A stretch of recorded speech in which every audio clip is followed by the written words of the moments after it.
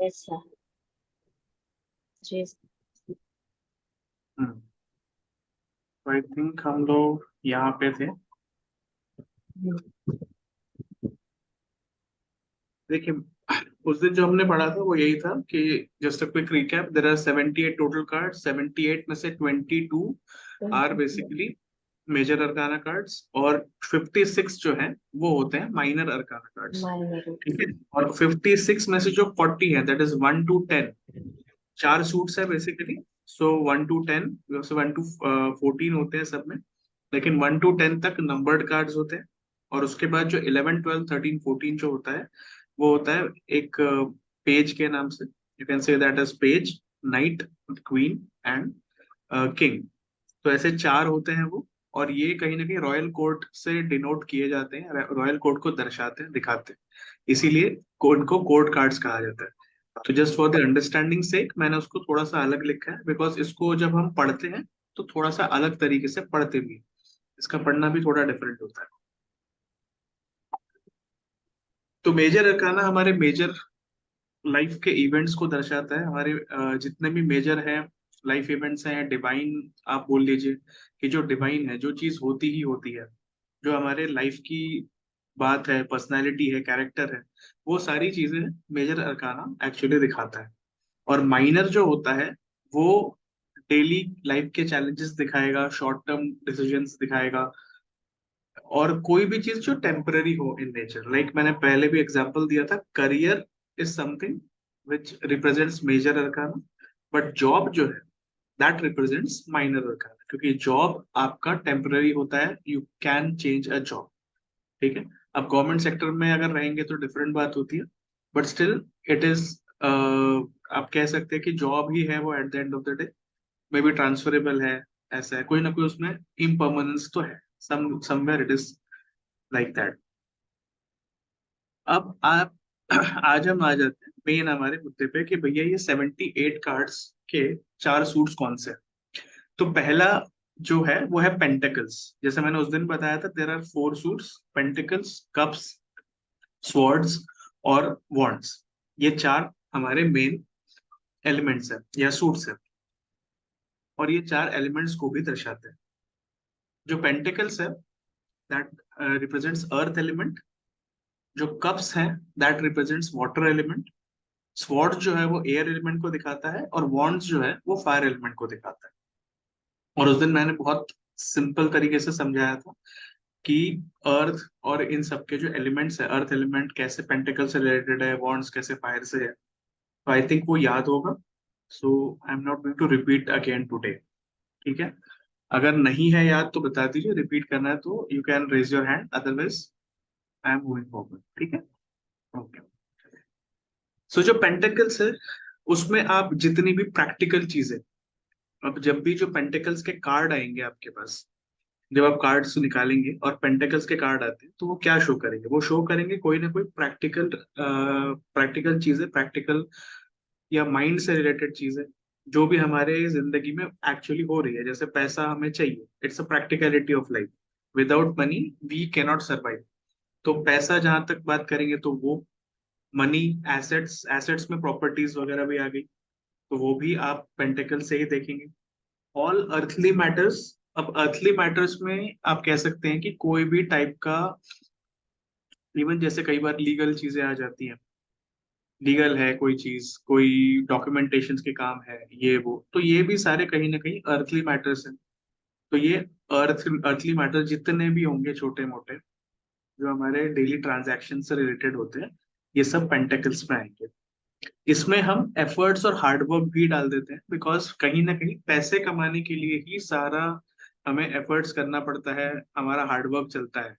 क्योंकि पैसे कमाने हैं तो हम उसके लिए एफर्ट करते हैं, हार्डवर्क करते हैं। कई बार हम जो पढ़ते हैं, हम पढ़ते भी क्यों हैं, क्योंकि एक दिन पढ़ के कुछ हम बनेंगे, कुछ हमें नौकरी मिलेगी, कुछ हमारा काम होगा, एंड सो हमें पैसा मिलेगा।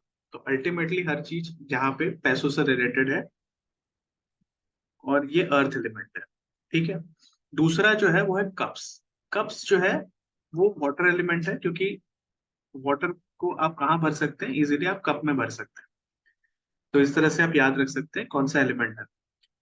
कप्स का जो कप्स जनरली आपको दिखाएंगे कि इमोशंस, वो इमोशंस को रिप्रेजेंट करेंगे, वो रिलेशनशिप्स को रिप्रेजेंट करेंगे। फर्टिलिटी भी कई बार उससे देखी जाएगी, हीलिंग देखी जाएगी, और कहीं ना कहीं एक सेंसिटिविटी, अडेप्टेबिलिटी, जेंटलनेस, ये सारी चीजें जो है, इवन एडजस्टिंग नेचर, कई लोगों का जैसे एडजस्टिंग नेचर होता है, तो वो भी कप्स से देखा जाएगा। कप्स में हमारे ह्यूमन रिलेशनशिप्स के सारी फैमिली वगैरह के भी चीजें आ गई, फैमिली, फैमिली इश्यूज, फैमिली के साथ जो भी हमारा रिलेशनशिप्स वगैरह रहता है, वो सारी चीजें, मतलब फैमिली रिलेटेड चीजें सारी कप्स कवर करेगा इन शॉर्ट। और साथ में बाकी जो भी इमोशंस से रिलेटेड चीजें हैं। इसके बाद हमारा स्वॉर्ड्स है। अब स्वॉर्ड जो है वो एयर एलिमेंट है।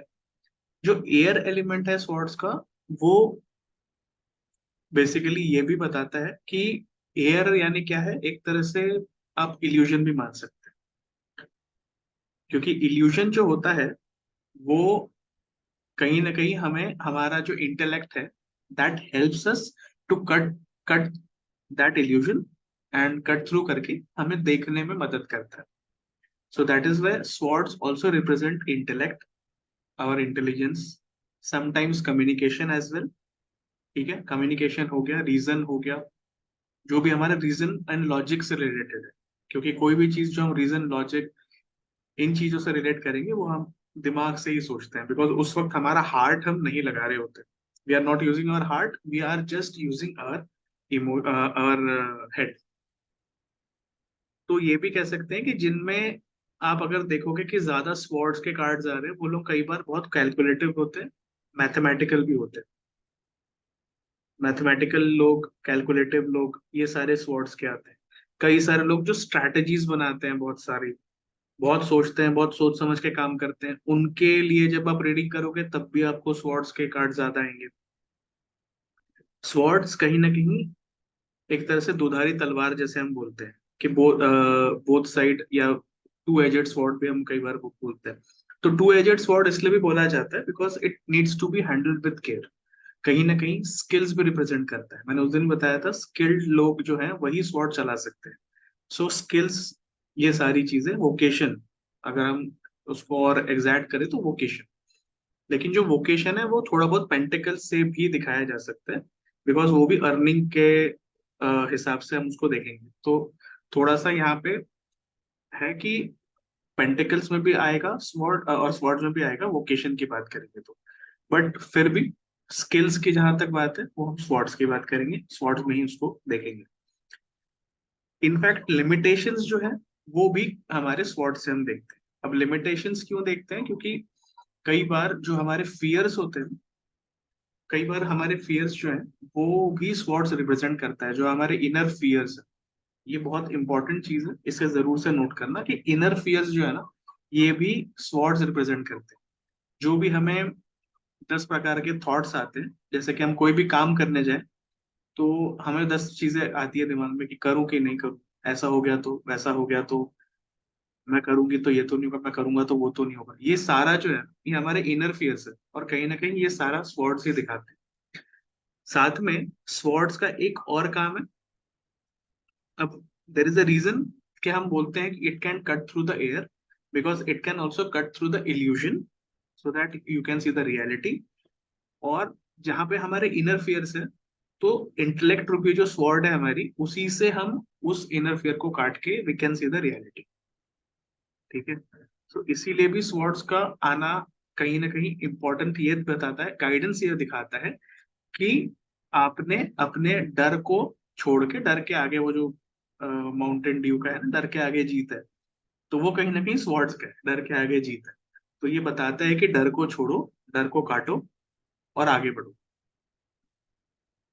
सिमिलरली अगर हम वैसे गाइडेंस की बात करेंगे, तो पेंटेकल्स के 2-3 टाइप के गाइडेंस निकल सकते हैं। पेंटेकल्स कहीं ना कहीं आपको सेफ रहना सिखाएगा, सेविंग करना सिखाएगा। ठीक है, क्योंकि पेंटेकल्स अर्थ एलिमेंट है, तो वो हमेशा बताएगा कि भाई आप सेव करते चलो, आपका पैसा आपके काम आएगा, दूसरा आपको मदद नहीं करेगा। तो वो कहीं ना कहीं ये सारी जो चीज है ना गाइडेंस वाली, वो कहीं ना कहीं मनी से रिलेटेड, इन्वेस्टमेंट्स आपके सही जगह होनी चाहिए, सेविंग्स आपने सही से करनी चाहिए, कोई भी रिलेटेड, पैसे से रिलेटेड कोई भी काम अगर आप उल्टा सीधा करते हो तो वो नहीं करना है। तो ये पेंटेकल्स में गाइडेंस इस तरह से आ सकते हैं, बाकी depending on the question, depending on the context. ठीक। कप्स में अगर रिलेशनशिप का गाइडेंस है तो देखो, कोई भी रिलेशनशिप अगर चलाना है या बढ़ाना है, अच्छा रखना है, प्रोसेस क्या है? प्रोसेस यही होता है कि भाई किसी ना किसी एक का ईगो चेक में रहना चाहिए, और जब दूसरा भड़का है तो एक ने शांत रहना चाहिए। कभी भी ये आपका मतलब रिलेशनशिप आपका आगे नहीं बढ़ेगा अगर आप भी गुस्से में हो, सामने वाला भी गुस्से में हो। तो लड़ाई झगड़ा होता है, फिर वो आपका रिलेशनशिप टूटेगा, फिर वो आगे नहीं बढ़ेगा, वो कहीं ना कहीं सफल नहीं हो पाएगा। तो इसीलिए कप्स जो बताता है कि अडेप्टेबिलिटी, एडजस्टमेंट, कॉम्प्रोमाइज, तो ये सारी चीजें ही हमें रिलेशनशिप में करनी पड़ती है, सो दैट हमारा रिलेशनशिप आगे बढ़े। अदरवाइज अगर मैं अपने पे हूँ, मैंने बोला नहीं, आई एम द, मतलब मैं स्ट्रांग, मैं इंटेलिजेंट, मैं ऐसा मैं वैसा, तो वो हो गया काम।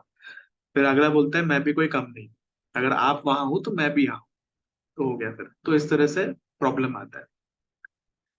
तो जनरली रिलेशनशिप्स और ऐसी चीजों से, इवन कई बार रिलेशनशिप्स खराब होंगे, जैसे कि किसी का डाइवोर्स का केस है, किसी का हार्ट ब्रेक का केस होगा, तो वो भी कई बार कप्स में ही दिखेगा।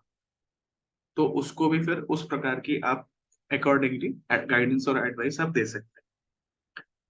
स्वॉर्ड्स का मैंने आपको बता दिया कि गाइडेंस वही है कि you should cut through your fears, और जो भी आपके नेगेटिव ख्याल है, नेगेटिव जो भी आप सोचते हैं, उस चीज को आप हटा दो, काट दो अपने से, तो आप बेटर तरीके से आगे बढ़ सकते हो। तो that is the use of swords, कि भाई आपका इंटेलेक्ट जो है, let that take the driver seat, और जो भी आपको डिसीजन लेना है आपके इंटेलेक्ट से लो, ना कि इमोशन में आके। क्योंकि जो जब भी आप इमोशन में आके कोई डिसीजन लेते हैं, तो इमोशनल डिसीजंस जनरली आपके खराब होते हैं। और जनरली इमोशंस जो है ना, आपके माइंड को क्लाउडेड कर देते हैं, आपके लॉजिक को क्लाउडेड कर देते हैं। इसीलिए बोलते हैं ना कि जब भी आप गुस्से में हो, या बहुत खुश हो, या बहुत आपको अच्छा लग रहा हो, तब कोई वादा नहीं करना चाहिए, या तब कुछ नहीं बोलना चाहिए। बिकॉज आप अगर गुस्से में हो, आपने उस वक्त कुछ उल्टा सीधा कह दिया, मतलब may be the next person will remember it for life कि इसने मुझे ऐसा कहा था, लेकिन उस वक्त आप गुस्से में थे, यू डोंट मीन दैट, निकल गया मुझसे, अब वो बाहर वापस तो नहीं आ सकता, राइट?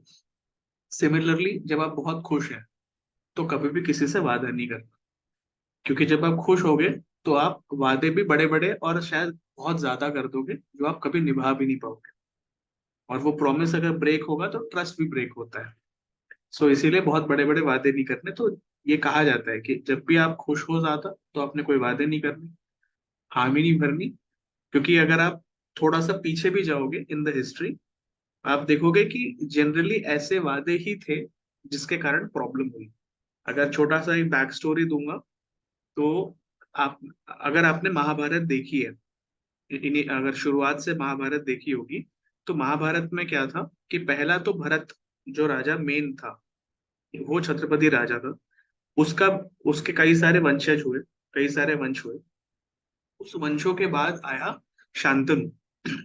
अब ये जो शांतनु था, ही वॉज वेरी, मतलब कहीं ना कहीं अच्छा तो राजा था, but at the same time बहुत इमोशनल था। और पहले ये होता था हमारे यहाँ इंडिया में कि on the basis of merit people use to pick the raja, यानी सिर्फ मेरिट के ऊपर राजा पिक किया जाता था, और ना कि किसी के वंशावली के कारण, वंशावली है ना, लिनिएज के कारण नहीं होता था। तो हमेशा the best was chosen and the best person would rule. But धीरे धीरे क्या हुआ, करप्शन आता ही है हर जगह, तो करप्शन आया, करप्शन के चक्कर में लोगों ने क्या किया कि अपने ही बच्चों को राजा बनाना शुरू कर दिया। तो शांतनु वाज इन दैट, वो जो कुरु डायनेस्टी थी, उसमें का एक राजा था, जो कि चंद्रवंशी बोलते थे इनको, चंद्रवंशी। और फिर ये लोग उस टाइम रूल कर रहे थे। ठीक है। अब क्या हुआ, when he was going going in a jungle, जंगल था जहाँ पे भी, मतलब वो जा रहा था, शिकार विकार करने जा रहा था, तो वहां पे उसे गंगा दिख गई। And Ganga as a celestial celestial being उसको दिख गई, अप्सरा जैसे बिल्कुल। तो उसको बड़ी पसंद आ गई, और उसने बोला कि भाई मैं आपसे विवाह करूंगा। गंगा ने उससे बोला एक काम करो, अगर तुम्हें मुझसे विवाह करना है, if you want to marry me, there is only one, क्या कहेंगे, there is only one thing कि मैं आपसे चाहती हूँ। तो ये शर्त क्या होगी? तो शर्त ये होगी कि आप मुझसे कोई भी सवाल नहीं करोगे, मैं क्या कर रही हूँ, क्यों कर। तो उन्होंने कहा ठीक है। अब देखो, बिना सोचे समझे बोल दिया ठीक है, सवाल नहीं किया। शादी हुई। शादी होने के बाद ये हुआ कि गंगा का पहला बच्चा हुआ। गंगा जी गई वो पहले बच्चे को लेके, और जिस जैसे ही पैदा हुआ था उसको लेके गई और गंगा में प्रवाहित कर दिया, एंड द बच्चा डाइड। ठीक है। Yes ma'am.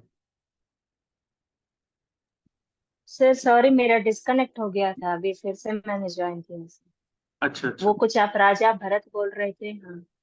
हाँ, मैंने यही बताया था कि जब हमारे मतलब हमारे जो पूर्वज थे, जो राजा भरत थे, जिनके नाम पे हमारे देश का नाम भी भारत पड़ा था, तो वो जो थे वो अपने टाइम पे वो लोग इस तरह के थे कि दे यूज टू प्रमोट मेरिट। ठीक है। ये नहीं था कि लीनियज की वजह से राजा राजा बनता था। अगर किसी में कोई कॉमन मैन भी है लेकिन उसमें वो क्वालिटीज है to be a king, he was made a king. तो यही था। इवन भरत भरत को भी इसी तरह से ढूंढा गया था कि जब राजा चाहिए था तो ढूंढ रहे थे, भरत उनको फॉरेस्ट में मिला, जो एक्चुअली किसी शेर के दांत गिन रहा था। ऐसी कहानियां मैंने सुनी है। तो वो ऐसा कहते हैं कि उस वक्त उनको दिखा कि हाँ ये बहुत साहसी है, ये है वो है, so he can be a good king. तो उसको फिर ट्रेनिंग वेनिंग देके किंग बनाया था। बट आफ्टर भरत काफी सारे किंग्स बने, और कहीं ना कहीं वो करप्शन वाली चीज आ गई, और फिर लोगों ने अपने बच्चों को बनाना शुरू कर दिया। ठीक है। तो जब अपने बच्चों को बनाना शुरू किया तो इस पर्टिकुलर लिनेज में शांतनु नाम का राजा हुआ। चंद्रवंशी उनको कहते थे। तो शांतनु नाम का जो राजा था, वो एक बार जंगल में जा रहा था। अब हिंदी में से आखेट पे जाना कहते हैं, यानी शिकार पे जाना।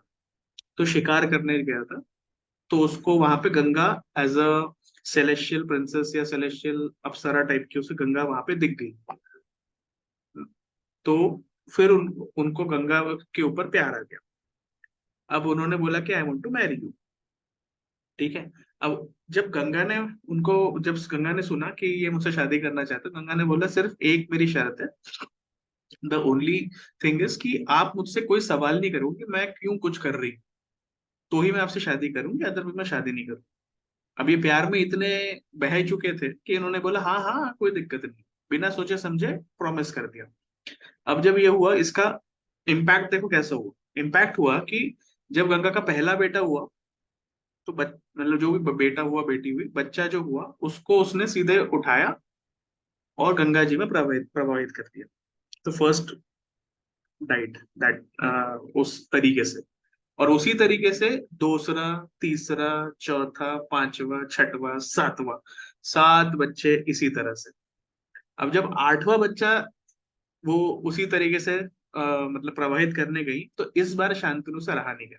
अब शांतनु बाकी के 6-7 बच्चों की भी डेथ देखते जा रहा था, and he was like very very depressed. और कहीं ना कहीं वो डिप्रेस्ड थे, तो सारा देश ही मतलब it was not doing very great. क्योंकि एक अच्छा राजा अगर डिप्रेस्ड है या कुछ है तो फिर हो गया, फिर तो प्रजा को भी प्रॉब्लम आएगा। अब जब 8वां जब उसने डालने गई कि भाई अब मैं इसको भी कर रही हूँ, तब उसने रोक दिया, कहता नहीं नहीं ये क्यों कर रहे हो, मुझे बताओ। तो फिर गंगा ने बताया कि ये 8 वसु थे, जिसमें से 7 को मैंने मतलब 7 को श्राप मिला था कि धरती पे जन्म लोगे, और मुझे ये काम मिला था कि मैं उनका डिलीवरेंस करूंगी, कि हाँ भाई सीधे उनको मैं इसमें बहा दूंगी, सो दैट वो मर के उनको मोक्ष मिल जाए। लेकिन शायद इसके पाप या इसके जो कुछ जो काम करना होता है ना वो बचा होगा, इसलिए 8वां वसु के टाइम पे आपने बोल दिया। तो अब ये बच्चा मैं आपसे फिलहाल तो लेके जा रही हूँ, बट मैं इसको ट्रेन वेन करके आपको लाके दूंगी। तो दैट वाज भीष्म। तो इसको देवव्रत, उस वक्त देवव्रत का नाम था उसका, तो कहा कि इसका नाम देवव्रत रहेगा। मैं इसको आके आपको 18 साल का जब ये हो जाएगा तब मैं लाके दूंगी। फिर ये तो एक स्टोरी हो गई। जब वो 18 साल का हुआ तब उसने लाके भी दिया। उस टाइम पे क्या हुआ, हमारे शांतनु भैया जो पहले से ही मतलब बहुत क्या बोलेंगे, प्रिय, उनके लड़कियां बड़ी प्रिय थी या सुंदरता बड़ी प्रिय थी। तो इस बार वो पहले तो बहुत खुश हुए कि मेरा बेटा आ गया, ये वो, he was very happy and all. उसके बाद फिर वो कहीं जा रहे थे घूमने फिरने, तो जो नाव चलाते हैं, तो एक लड़की वो नाव चला रही थी, शी वॉज वेरी ब्यूटीफुल। फिर उन्होंने जब इसको देखा तो ये फिर मोहित हो गए उनके ऊपर। तो फिर अब इनसे शादी करनी थी। तो इनके जो पिताजी थे उन्होंने क्या बोला, वो मछुआरा, जो भी होगा, मछुआरे मछुआरे में राजा वॉट एवर, उन्होंने इनको बोला कि भाई मैं आपसे शादी तो करवा दूंगा, कोई दिक्कत नहीं, लेकिन मेरी एक शर्त है फिर से। अब फिर एक शर्त आई। तो शर्त क्या थी, कि शर्त यह है कि अब जो है मेरे बच्चे, यानी आपके जो अभी मेरे लड़की के जो पुत्र हैं वो राजा होने चाहिए, तो मैं आपको बोल दूंगा कि हाँ ठीक है आप शादी करो। तो उसने बोला हाँ हाँ, आप यही बच्चे राजा बनेंगे, कोई दिक्कत नहीं है, मैं करूंगा। इन्होंने फिर बोला लेकिन देखो, हो सकता है कि आपका जैसे एक पुत्र भी है, अब अगर वो फाइट करने आ गया तो वो फाइट करेगा और मेरे बच्चों को, मतलब मेरे जो वो है पोते, उन्हें तो मार देगा और फिर वो राजा बन जाएगा। तो बोले उसको भी बोलो कि आप नहीं आओगे, आप नहीं राजा बनोगे। तो अब वो उसको बड़ा बुरा लगा कि पहले ही तो बच्चा मेरे पास था नहीं, 18 साल बाद वापस आया है, तो अब क्या उसको ये बोलूंगा कि नहीं नहीं तू राजा नहीं बनेगा, जबकि सबको पता था कि वो राजकुमार है तो राजा बनेगा। तो इसलिए फिर वो काफी डिप्रेस, फिर से डिप्रेस रहने लगा, फिर कुछ नहीं बोलता था। तो जो पुत्र था उसको तो पता चल गया कि भाई कुछ ना कुछ प्रॉब्लम है मेरे फादर को। अब वो इतना पुत्र जो था, इतना मतलब पिता भक्त था, तो उसने पता किया कि क्या प्रॉब्लम है। तो उनको मालूम पड़ा कि ऐसा ऐसा इशू है, he wants to marry, but due to this this person ऐसा ऐसा हो रहा है, जो भी है। फिर वो गए, जो देवव्रत था देवव्रत गया, उन्होंने पूछा कि अरे भाई इतनी सी बात है, तो मैं बता तो रहा हूँ, मैं एश्योर करता हूँ कि मैं इनके बच्चों को कुछ नहीं करूंगा, अल्टीमेटली मेरे भाई रहेंगे, why would I kill them, और मैं नहीं राजपाट लूंगा, कोई टेंशन नहीं। फिर कहते कोई बात नहीं, आपने तो बोल दिया कि आप राजपाट नहीं लोगे, तो ठीक है, लेकिन अगर आपके बच्चों ने राजपाट लिया तो आपके बच्चे तो बोलेंगे ना कि हाँ भाई हमें, मतलब हमें राजपाट चाहिए, तो फिर से प्रॉब्लम आ जाएगा, फिर हमारे इसमें प्रॉब्लम आएगा। तो उसने बोला अच्छा ठीक है। तब उसने जो ओथ ली थी कि ठीक है मैं आजीवन ब्रह्मचारी रहूंगा। अब बिकॉज की वॉज जस्ट 18, और किसी 18 साल के बंदे ने अगर इतनी बड़ी शपथ ली है, तो वो भीष्म शपथ, यानी बहुत विगरस शपथ होती है, इसीलिए उसे भीष्म शपथ बोलते हैं। और तब से उसका भी नाम भीष्म पड़ा, यानी उनका भी नाम भीष्म पड़ा। और बाद में वो भीष्म पितामह हुए जब वो आजोबा बन गए, मतलब क्या कहते हैं उसको, ग्रैंडफादर बन गए। तो ये जो महाभारत है अगर आप देखोगे, it is filled with things कि जहाँ पे आप बिना सोचे समझे कोई काम करते हो तो उसका रेपरकशंस कितने कठिन और कितने खतरनाक हो सकते हैं। You will always find these kind of stories in Mahabharata, and that is why हमारे यहाँ रामायण और महाभारत को इतना इंपॉर्टेंस है, because they teach you a lot of life lessons. ठीक है, तो ये होगी स्वर्ड्स की बात। अब आते हैं हम वॉन्ड्स पे। वॉन्ड्स जो है, वॉन्ड्स फायर एलिमेंट को दिखाता है। फायर एलिमेंट को क्यों दिखाता है, क्योंकि अगर आप दो लकड़ियों को पकड़ के घिसोगे आपस में तो यू कैन प्रोड्यूस फायर। तो कहीं ना कहीं फायर एलिमेंट इस तरह से आप याद रख सकते हो कि ये बॉन्ड्स का फायर एलिमेंट होता है। अब जो लकड़ियां हैं, अगर आप थोड़ा सा सोचो कि लकड़ियों से आप क्या कर सकते हो, लकड़ियां जो है आप कहीं ना कहीं हमारे जीवन यापन में बहुत जरूरी होती है और कहीं ना कहीं हमारे साथ लगी हुई होती है।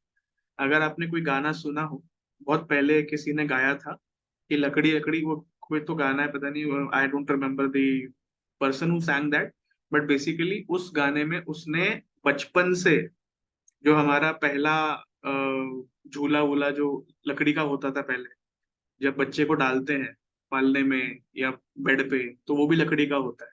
तो फर्स्ट थिंग हमारी लकड़ी से शुरू होता है, और लकड़ी का कोई ना कोई इस्तेमाल हम पूरे जीवन भर करते हैं, और अल्टीमेटली लकड़ियों पे ही रख के हमें जला दिया जाता है। तो उसने ये पूरा बताया था कि लकड़ी का क्या इस्तेमाल है, उस पूरे गाने में बताया था। It's a very very old song, but लकड़ी का इसलिए मैं बोल रहा हूँ क्योंकि देखो यहाँ पे पहला वर्ड जो आ रहा है क्रिएटिविटी आ रहा है। अब क्रिएटिविटी वैसे कप्स और इमोशंस वाले सेक्टर में भी आएगा, क्योंकि जो इमोशनल है, जो इस तरह से आर्टिस्टिक रहेगा तो वो भी क्रिएटिव होता है। तो कप्स वाला जो बंदा है या कप्स जिसके ज्यादा कार्ड्स निकल के आ रहे हैं वो बंदा भी क्रिएटिव हो, बट वो माइंड से क्रिएटिव होगा। कई लोग हाथों से कुछ ना कुछ चीजें बनाते हैं, है ना, कई लोग हाथों से चीजें बनाते हैं तो वो भी क्रिएटिव होते हैं। जस्ट लाइक लकड़ी को आप छील के काट के कोई भी फर्नीचर बना सकते हो, कोई भी चीज बना सकते हो। पहले के जमाने में राफ्ट्स या बोट्स जो बनते थे वो भी लकड़ी से ही बनते थे। उसी तरीके से इंसान ट्रैवल भी करता था, इसीलिए देखो वॉन्ड्स में ट्रैवल का भी आ रहा है। इफ यू कैन सी जितने भी है ना, लास्ट में देखो ट्रैवल भी आ रहा है। तो travel is there, creativity is there, originality is there. क्योंकि आपको कुछ ना कुछ सोचना पड़ेगा, you will have to think from your own mind, और उसके बाद आप कुछ बनाते हो तो कहीं ना कहीं ओरिजिनलिटी को भी दर्शाता है, अपॉर्चुनिटी को भी दर्शाता है। क्योंकि अपॉर्चुनिटीज कहीं ना कहीं आप क्रिएट कर सकते हो अपने लिए। क्योंकि एक लकड़ी है तो आप कैसे उसको इस्तेमाल करते हो, दैट इज योर थिंग। ठीक है, आर्टिस्टिक मैंने बता ही दिया। एक्शन, एम्बिशन, ये सारा भी बॉन्ड से ही देखते हैं, बिकॉज फायर एलिमेंट है। तो हम लोग हमेशा ये सुनते हैं और ये हमेशा कहा जाता है कि भाई इसमें ना वो फायर नहीं, अगर ये इसमें थोड़ी फायर होती तो ये बहुत अच्छा करता। तो ये जो फायर नहीं है वाला है वो यही है कि एम्बिशन नहीं। तो एम्बिशन जिसका होगा तो ambition is always represented by the fire element. जो एक्शन है, क्योंकि इनएक्शन वाला बंदा तो बुझा हुआ बैठा रहेगा ना पूरे टाइम, वो कोई एक्शन तो करेगा नहीं, विल जस्ट सेटिंग आइडल। तो कोई भी काम है तो वो काम भी फायर एलिमेंट से हम दिखाते हैं, दर्शाते हैं। इवन करियर जो है, बिजनेस पार्टनरशिप्स वगैरह हो गया, करियर में आपका जॉब हो गया, बिजनेस हो गया, किसी भी टाइप का करियर इसमें आ सकता है, ट्रेडिंग आ सकता है, बिजनेस पार्टनरशिप्स, एक्सपेंशंस, कोई भी बिजनेस से रिलेटेड चीजें, ये सारी बॉन्ड से आएगी। ठीक है, बिकॉज अगर आप पुराने जमाने से इसको रिलेट करोगे तो लोग जंगल में जाते थे लकड़ियां काटने के लिए, सो दैट कहीं ना कहीं वो फ्यूल का काम करे, कुछ और का काम करे। इवन हथियार भी बनते थे तो लकड़ी के थ्रू, लकड़ी के इस्तेमाल से ही बनते थे। तो हर चीज में लकड़ी का बहुत ज्यादा रोल है। बो एंड एरो, ये वो कुछ भी आप बोलो, तो लकड़ी इज लाइक दैट। इसीलिए वॉन्ड्स को फायर एलिमेंट से भी जोड़ते हैं। और action, ambition, career, business partnerships, expansion, travel, इन सब चीजों से वॉन्ड्स को जोड़ा जाता है और उसी से देखा जाता है। और पहले जैसे बोट्स वगैरह, जनरल लोगों के पास बोट्स हुआ करते थे ट्रेडिंग के लिए, तो ट्रेडर्स जो होते थे उनके पास कई सारी नावें होती थी, तो ऑब्वियसली वो भी लकड़ी की होती थी। तो इसीलिए ये चीज इससे डिनोट करते हैं। अब जस्ट इससे पहले कि मैं इससे आगे बढ़ूं, इनमें कोई आपको सवाल, पेंटाकल्स, कप्स, स्वॉर्ड्स, वॉन्ड्स, इसमें कोई सवाल है, इफ देयर इज एनी?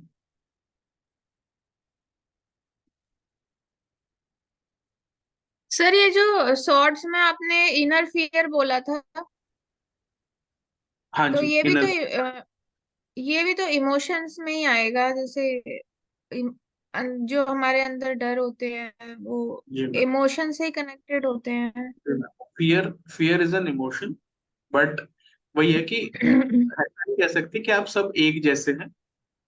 तो स्वॉर्ड्स का काम में इनर फियर्स को वो दर्शाता है, क्योंकि जब आप निकालते हो ना कार्ड्स, तो वो इनर फियर्स जो है ना वो हम्म। दिखाएगा। जिसको मतलब सोच, कई बार इनर फियर से ज्यादा आप ये समझो कि ये थॉट्स को दिखाता है, आइडियाज, थॉट्स, जो भी आप सोचते हैं, जो भी आपकी सोच है ना उसको दिखाता है।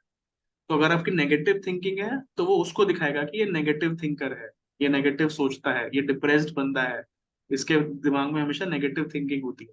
और अगर आप पॉजिटिव थिंकर है या पॉजिटिवली ज्यादा सोचते हैं तो वो वैसा भी दिखाता है कि ये पॉजिटिव थिंकर है, अच्छी चीजें दिखाएगा। तो आपकी सोच को बताता है। अब सोच में इनर फियर जो है वो भी कहीं ना कहीं आपकी सोच से ही आती है। जैसे कि आप बार बार चीजों को सोचते हो, मैंने जैसे पहले ही बोला कि अगर कोई काम करना है, इवन आप जैसे अभी टैरो आप सीख रहे हो, कल को लोग आपसे बोलेंगे कि हमारे लिए टैरो का सेशन करो।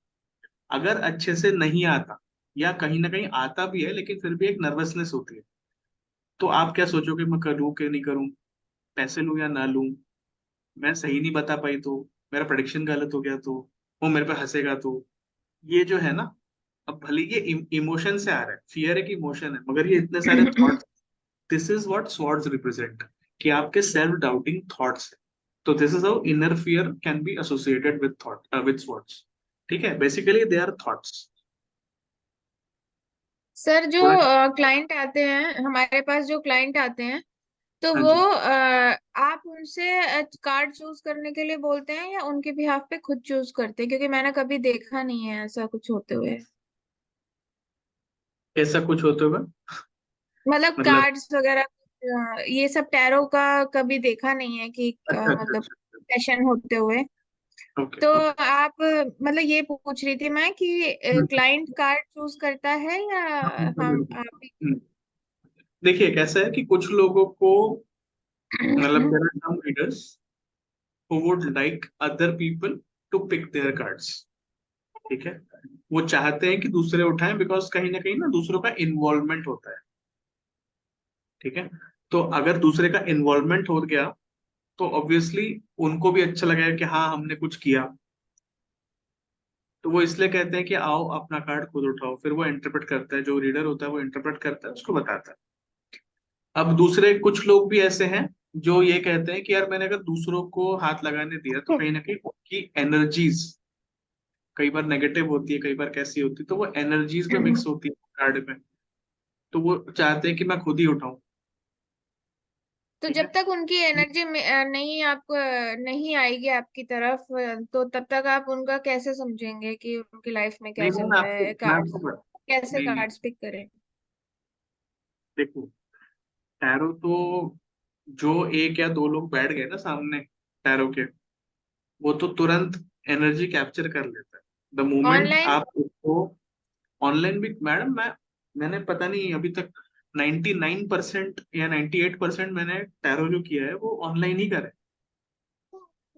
ठीक है, बहुत ही कम लोग होते हैं जो मेरे पास में आते हैं और कहते हैं कि हमें टैरो करना है, तो वो उनको मैं देता हूँ कि ठीक है भैया आ जाओ कर लो। बट जैसे यूएस के लोग हैं, कनाडा के हैं, पेरिस के हैं, स्पेन, इवन पोलैंड वगैरह, तो वो मेरे पास है नहीं आया, कोई नहीं आया। बट मैंने यहीं से बैठ के किया और हमेशा ही बहुत ही जबरदस्त मतलब रीडिंग निकल के आती है। सो ऐसा जरूरी नहीं, इवन अगर हम किसी प्लेटफॉर्म पे होते हैं, इवन हम अगर किसी प्लेटफॉर्म पे होते हैं, तो प्लेटफॉर्म पे भी तो ऑनलाइन ही होता है ना। हम तो या तो फोन पे बात करेंगे उनसे, या तो जैसे भी मतलब जनरली ऑनलाइन ही होता है। और कई बार तो यहाँ लोग बोलते हैं कि फेस कम से कम दिखा लो, ऐसा भी जरूरी नहीं। मैं तो लोगों को बोलता हूँ फोन पे ही रहो, दैट इज इनफ। आप चाहते हो व्हाट्सएप वीडियो कॉल पे आना, आ जाओ। जूम पे आना चाहते हो, आ जाओ। Anything is fine for me. आपको जैसा ठीक लगे, what ever suits you do that, so that you should be satisfied. ठीक है। अब जो ये चीज है ना कि दूसरों की आपके कार्ड्स क्या होते हैं कि वो आप बार बार शफल करते हैं, आप उनको रीड करते हैं, आप उनको हाथ में पकड़ते हैं, तो वो आपकी एनर्जीज के साथ ज्यादा सिंक्ड रहते हैं। ठीक है।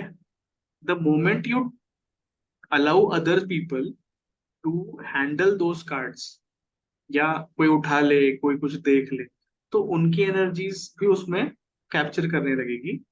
तो कई बार ये हो सकता है कि आपका जो कनेक्शन है टैरो के साथ वो, या आपके टैरो के डेक के साथ वो थोड़ा कमजोर पड़े। और कई लग बार जाए। किसी का नेगेटिव आ जाए तो आपकी रीडिंग खराब हो जाए। आप बोलोगे "यार, मेरी रीडिंग ही सही नहीं आ रही, पता नहीं क्या हो रहा है"। कई बार होता है ये, क्लाइंट पूछेगा कुछ, आ रहा है कुछ और ही। क्या बताएं, यही नहीं समझ में आ रहा। मतलब सब कुछ पता होगा, हर एक चीज पता होगी, हर एक कार्ड को पढ़ना पता होगा, बट वो कार्ड आएगा लेकिन और ऐसा लगेगा क्या बताऊं। लेकिन हाँ सर आपने एक बार आपने पहले 2 सेशंस में ये बोला था कि बच्चों को कार्ड नहीं टच करने देना चाहिए।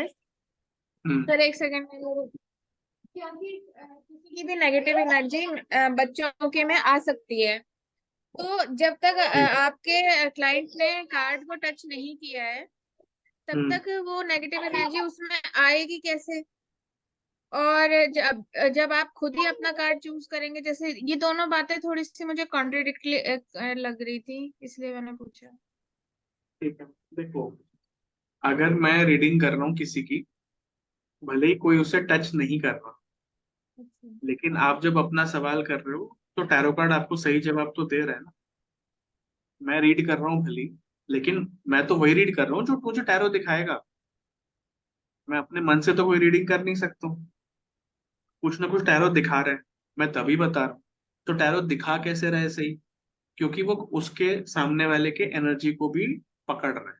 It is tapping on the energy.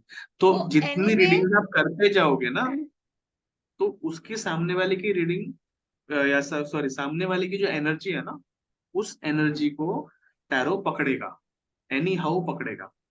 Any तो हाउ अगर ये टच जो करे ना नेगेटिविटी, करे। हाँ नेगेटिविटी जो है ना, ये होती है जो हम एनर्जी की बात करते हैं। और बच्चों का ऐसा है कि बच्चे काफी प्योर सोल होते हैं। हाँ। ठीक है। अब क्या होगा, द मोमेंट अगर आपको थोड़ा सा भी इलेक्ट्रॉनिक्स का, या इलेक्ट्रॉनिक्स का ना भी पता हो, एक चीज आपने देखी होगी, लाइटनिंग कंडक्टर्स लगे होते हैं। ये कॉन्सेप्ट हम्म। पढ़ा था बचपन में ना कभी, लाइटनिंग कंडक्टर्स होते हैं, त्रिशूल जैसा होता है वो, आसमान में लगा होता है और उसको ग्राउंड करते हैं। तो क्या होता है जी, आसमान से इतनी भयंकर जो एनर्जी आती है, वो सीधे लाइटनिंग कंडक्टर के अंदर घुस के ग्राउंड हो जाती है हम्म। और न्यूट्रलाइज हो जाती है तुरंत। हम्म। तो कैसा होता है कि नेगेटिव एनर्जी जो है ना, वो पॉजिटिव एनर्जी की तरफ भागती है, ताकि वो ग्राउंड मिल जाए, उसको न्यूट्रल होने का मौका मिल जाए। बच्चे बिंग अ प्योर सोल, वो पॉजिटिव एनर्जी के भंडार होते हैं। इसीलिए तो हमें, जब बच्चे होते हैं तो हमारी लाइफ में खुशियां बहुत होती हैं। और बच्चे खुद खुशी, मतलब पूरे टाइम खुश रहते हैं। आपने देखा है बच्चे पूरे टाइम ऐसे उदास बैठे रहते हैं, बड़े मतलब लाइफ से परेशान है, यूं करके बैठे हैं बच्चे। ऐसा कभी नहीं होगा। हम बड़े हो जाते हैं, उसके बाद हम ये सब सीख जाते हैं कि लाइफ से परेशान होके बैठना है, ये वो, वही हाँ। पता नहीं कितना टेंशन है। बच्चों को कभी टेंशन नहीं होती, ना खाने पीने की, ना किसी चीज की टेंशन नहीं होती, क्योंकि वो पॉजिटिव होते हैं अपने माइंडसेट। तो जब भी आपने कोई रीडिंग करी हो या कुछ करा हो, तो सामने वाले की तो नेगेटिव एनर्जी आती है, आप में भी आएगी, टैरो में भी आएगी। तब अगर बच्चा टच करता है, तो वो कहीं ना कहीं उसमें ट्रांसफर हो जाएगी फटाफट, और फिर परेशानी आती है। और मैंने देखा है परेशानी आती है, मेरे बच्चे को तो आती है। और इसी को आप अगर अलग तरीके से बोलते हैं तो क्या बोलते हैं, बच्चे को नजर लग गई, यही बोलते हैं ना, बच्चे को नजर लग और गई। ये तब भी हो सकता है जब आपने ऑनलाइन रीडिंग करी हो, किसी की ऑनलाइन सेशन चला हो। बिल्कुल। ऑनलाइन सेशन के बाद में भी मैं बच्चों को अपने आसपास मतलब बैठने भी नहीं देता, ना टच करने देता। मैं अपने घर का तो मैंने बहुत ऐसे ही रूल बना रखा है। और फिर भी कई बार वो बच्चा आ ही जाए, खोल ही दे दरवाजा, कुछ कर दे, तो फिर कई बार मतलब हम नहीं उसको हैंडल कर पाते, that is a different thing. But फिर वही है कि मैं उसको फिर लेके जाके तुरंत सॉल्ट वाटर से या तो नहला ही देता हूँ पूरा, ताकि कम से कम जो भी हल्की फुल्की बैड एनर्जी जो भी लिया, फटाफट ग्राउंड हो जाए, फटाफट उसको क्लिनजिंग हो जाए। बिकॉज मैं नहीं करूंगा तो उसको कुछ ना कुछ लग जाएगा, भले ही छोटी चोट लगे, बड़ी चोट लग जाती है। तो टिप, मैं कई बार इसलिए थोड़ा ध्यान देता हूँ, वो चीज है। और बाकी आप ठीक है। जैसे जैसे धीरे धीरे पढ़ोगे ना, वैसे वैसे धीरे धीरे समझ में आएगा। बिकॉज हर एक चीज आप पहले दूसरे तीसरे क्लास में, क्योंकि अभी हम्म। अभी आप शुरू कर रहे हो, राइट, अभी आप एनर्जीज और ये और वो की बातों में शुरू हो रहे हो, तो हाँ कहीं ना कहीं ऐसा लगेगा कि कॉन्ट्राडिक्टिंग है, ये है। बट वो धीरे धीरे विद द क्लास स्पेस आपका स्लोली स्लोली कवर हो जाएगा, क्लियर हो जाएगा। Thank you. हाँ जी मैम, हर्षा जी बताइए।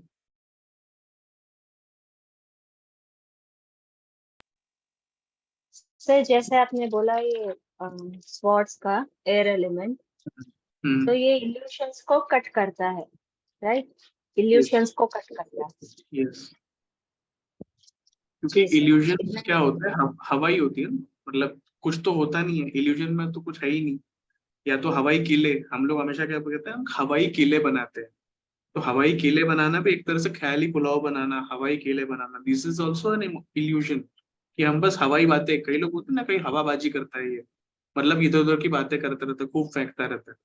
तो हर जगह जहाँ डे पे इस ड्रीमर्स। तरह, हाँ, एक्सेजरेशन करना, या इंग्लिश में हाइपरबोल भी कहते हैं, हाइपरबोल, एक्सेजरेशन, ये सारी चीजें, तो ये सारी चीजें भी इल्यूजन में ही आती है, इल्यूजन से क्रिएट करते हैं। इसीलिए इंटेलेक्ट को हम स्वॉर्ड से देखते हैं, तो हमने इंटेलेक्ट के थ्रू काटना है, या इंटेलेक्ट के थ्रू हम उस इल्यूजन को साफ कर सकते हैं।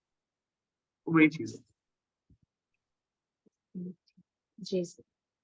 अभी भी अगर कुछ डाउट है तो पूछ लीजिए, बिकॉज मे बी शायद उतना अच्छे से आपको नहीं क्लियर हुआ, तो पूछ लीजिए, ऐसे कोई प्रॉब्लम।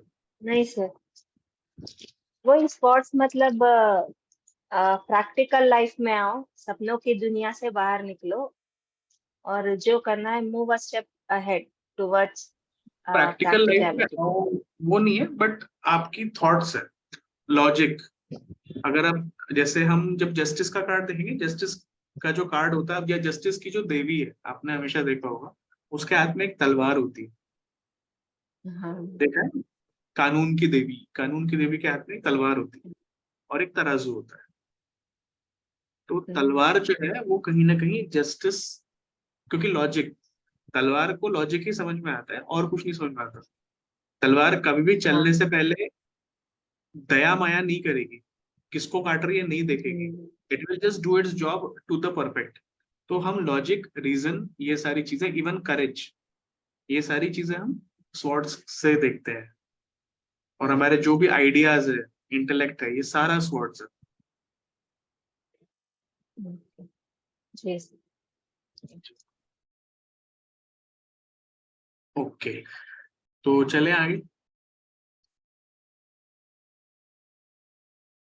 अब देखो, जी जो सर। ये चीज मैं बता रहा हूँ, ये चीज बहुत इंपॉर्टेंट है।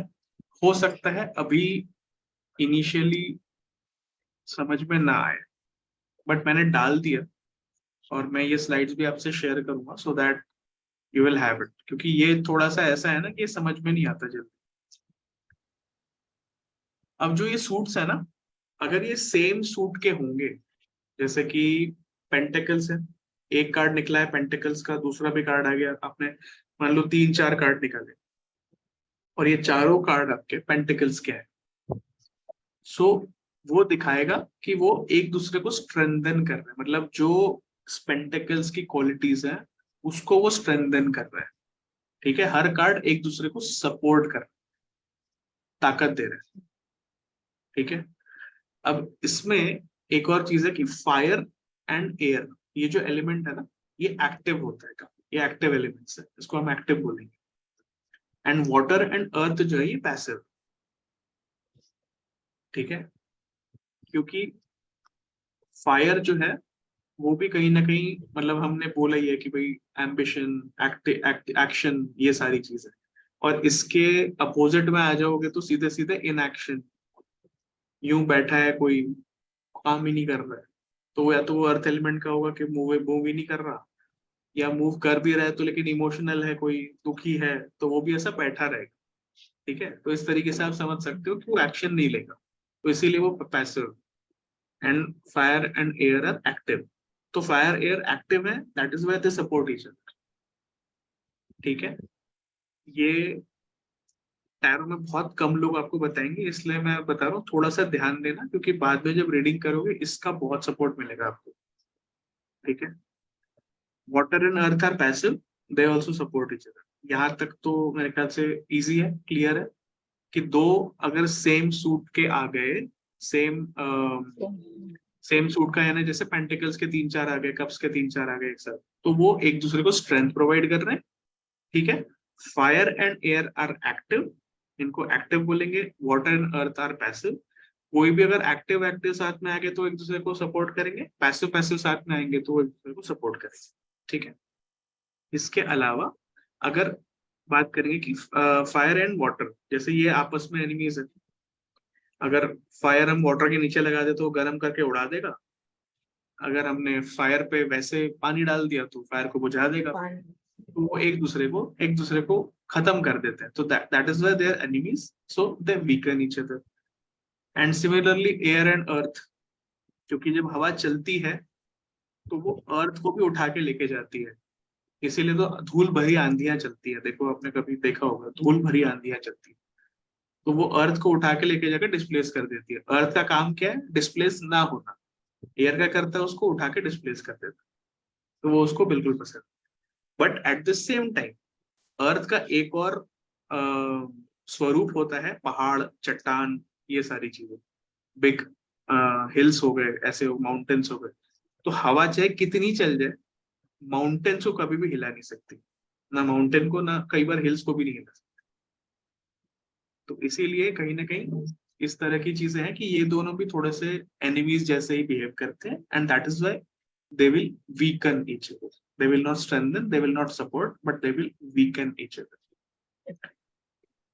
Fire and earth are neutral because earth को कितना भी आप जला लो वो जलेगी नहीं, कुछ होगा नहीं, बस गर्म हो जाएगी, ज्यादा कुछ तो होगा नहीं।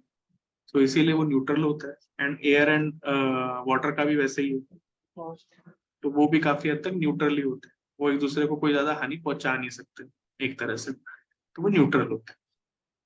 ठीक है, तो ये कॉन्सेप्ट मैंने अभी तक जितनी भी टैरो की क्लासेस पढ़ी हैं खुद जा जाके अलग अलग जगह पे, मेरे को ये कॉन्सेप्ट किसी ने नहीं पढ़ाया, किसी ने नहीं बताया। ठीक है, तो ये कॉन्सेप्ट आपको यही मिला है, और कहीं मिलेगा तो वेल एंड गुड, लेकिन मुझे नहीं लगता अब आज के बाद मिल जाए अलग बात है।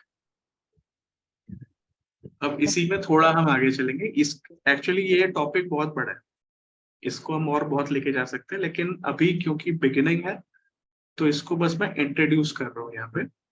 अगर हमें लगेगा कि इसको आगे और मतलब जब थोड़ा हम पढ़ लेंगे ठीक से, सारे कार्ड्स पढ़ लेंगे, सूट समझ लेंगे, उसके बाद इसको और कहीं हम यूज कर सकते हैं, तो मैं इस कॉन्सेप्ट को और डीप और डिटेल में लेके जाऊंगा। अब जैसे जो स्ट्रेंथन करता है उसका मतलब ये है कि वो इंटेंसिटी इंक्रीज कर रहा है उस पर्टिकुलर एलिमेंट की, है ना, और ये कहीं ना कहीं एम्पलीफाई करता है। तो एम्पलीफाई करना, स्ट्रेंथन करना, इंटेंसिटी इंक्रीज करना, तो जो भी पॉजिटिव हो या नेगेटिव, अब quality can be positive, can be negative. अब ये पॉजिटिव और नेगेटिव आप कैसे देखेंगे?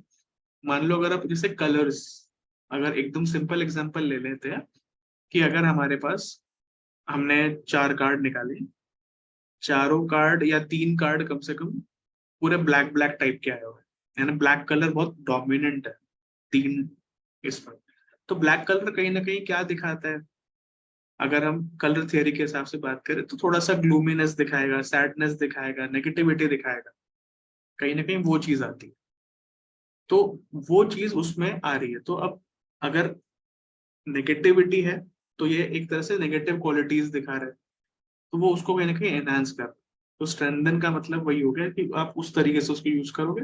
मान लो अगर व्हाइट या येलो शेड ज्यादा आए हैं कार्ड्स में, तो वो पॉजिटिविटी की तरफ है, प्योरिटी की तरफ है, तो वो आपके पॉजिटिव क्वालिटीज को बढ़ा रहे हैं।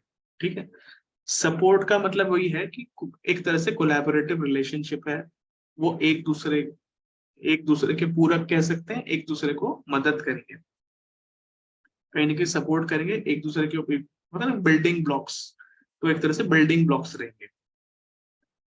जो वीकेंड वाला है, तो ये जो these elements cancel each other, ये तो लिखा ही है आराम से, एंड जो भी इफेक्ट आने वाला है उसको डिक्रीज करेगा, उसका इफेक्टिवनेस कम करेगा, खत्म करेगा, तो वो एलिमेंट आपको कम होता हुआ नजर आएगा।